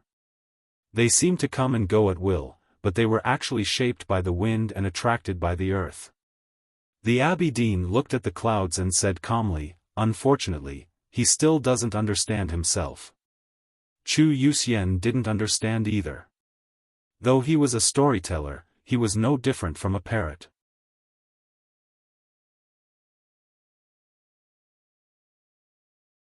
He didn't know who God was, what the crusade was, what was the relationship between that religion and Taoism, and what was Ning Ke trying to say to the Abbey Dean. How could Haotian die? After leaving the cliff plateau, Zhao Nanhai and dozens of cavalrymen of the divine halls were waiting for them. The situation was a bit tense, but Chu Yuxian was not afraid. He pointed at the small stone houses and said, I can get there, so it's not a mistake. I can come back alive, so you can't kill me. Zhao Nanhai looked at the small stone houses in silence. No one knew what he was thinking, but he did nothing in the end. He led Chu Yuxian and Qinchi to the top of the peak. The White Taoist Temple at the top of the Peach Mountain was the main hall of the Divine Halls of West Hill, the top building of Haotian Taoism in the human world, and also the place for the negotiation. The floor of the Divine Hall was paved with smooth stone bricks, like a bronze mirror, reflecting the sunlight coming in from all directions. It also looked like it was paved with gold. The inside of the hall was spacious, and the walls were engraved with religious murals. Gems were inlaid everywhere, as if the wealth of the whole world was gathered here, and it was extremely solemn and sacred. Thousands of divine priests and deacons stood in the divine hall in a neat line. No one spoke, and no sound could be heard. It was like a silent ocean. Chu Yuxian and Qinchi walked in the crowd, as if they were walking in the ocean. They always felt that there was a terrifying storm hidden in the silent crowd. After walking for a long time, they finally arrived in front of the high platform in the deepest part of the divine temple. On the platform, there was a light screen that looked like a waterfall. On the screen, there was an extremely tall, godlike figure. That figure's voice was like thunder, and it had a terrifying divine might. The tall figure used to be called the most mysterious person in the cultivation world, together with the Devil's Doctrine's 23-year cicada cultivation. However, after that battle, he was seriously injured by Yu Lian, and could no longer maintain his image. During the Right to Light, he was shot by Ning Ke, which made his position in the hearts of Haotian's believers in the world plummet. But he was, after all, the hierarch of the divine halls of West Hill, a peerless powerhouse who had surpassed the 5 states and successfully reached the Tianqi state. He was also recognized by the Abbey Dean as the leader of Haotian Taoism. Chu Yuxian and Qinchi maintained enough respect for the tall figure. They were meticulous in saluting and worshipping, and there was no fault to be found. But to be honest, even the slowest divine priest could tell that their attention was not on the hierarch behind the light curtain, but on the inconspicuous chair under the high platform. The chair was not carved from a whole piece of South Sea black jade.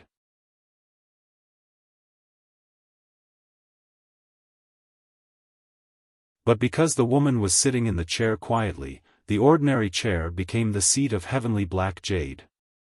She sat there with her eyes closed, and the world around her became a sea of blood.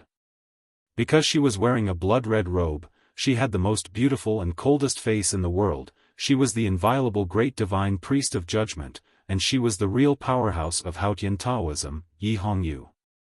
Yi Hongyu, the great divine priest of judgment, was the one Ning Ke wanted to talk to, and also the one Chu Yuxian and Qinqi wanted to meet. Today, they finally met. Chu Yuxian and Qinqi were in a strange silence. As they said last night, it was better not to see her. In front of thousands of divine priests and deacons, as well as the hierarch of the divine halls of West Hill, how could they avoid Yi Hongyu's gaze and let her hear Ning Ke's words? The ceremony in the divine hall had entered the procedure of praising. There was not much time left for Chu Yuxian and Qinqi. Whether the negotiation between the Tang Empire and the divine hall could continue or not, they would leave Peach Mountain soon, and that sentence was still hidden in their hearts. Chu Yuxian looked at Qinqi and thought of the method he mentioned last night. He felt his lips and tongue were dry, and he murmured, "Are we really going to do this?" Qinqi stared at Yi Hongyu and said, "What else can we do?" Chu Yuxian was silent for a while, and finally summoned up the courage to take 2 steps forward with difficulty, attracting the attention of the people in the hall. Then he coughed and interrupted a red-robed divine priest. "We have something to talk about." Because of nervousness, he looked at the people in the divine hall and said in a hoarse voice, "We have come with the will of peace. Shouldn't you let us talk?" Thousands of divine priests and deacons in the hall looked at him expressionlessly. Their red, purple, and black robes were like the sea of different colors, silently but blowing on his face, and became a kind of pressure that made Chu Yuxian feel difficult to breathe. At the same time, Qinqi also took a step forward. The atmosphere in the hall became even more tense and depressing. But Qinqi seemed to feel nothing. He looked at the ordinary chair in the distance and the sea of blood, and said calmly and firmly, "Would you like to listen?" The negotiation was a joke. If there was a negotiation, it would have been finished in front of the stone house on the cliff plateau. She closed her eyes and seemed a little tired. Even though she heard the question, she still did not open her eyes. Qinqi stared at her and said in a hoarse voice, "Everyone knows. Ning Ke wants to talk to the world. In fact, he just wants to talk to you." Yes, everyone knew that if Ning Ke wanted to talk to someone, the great divine priest of judgment would be one of them.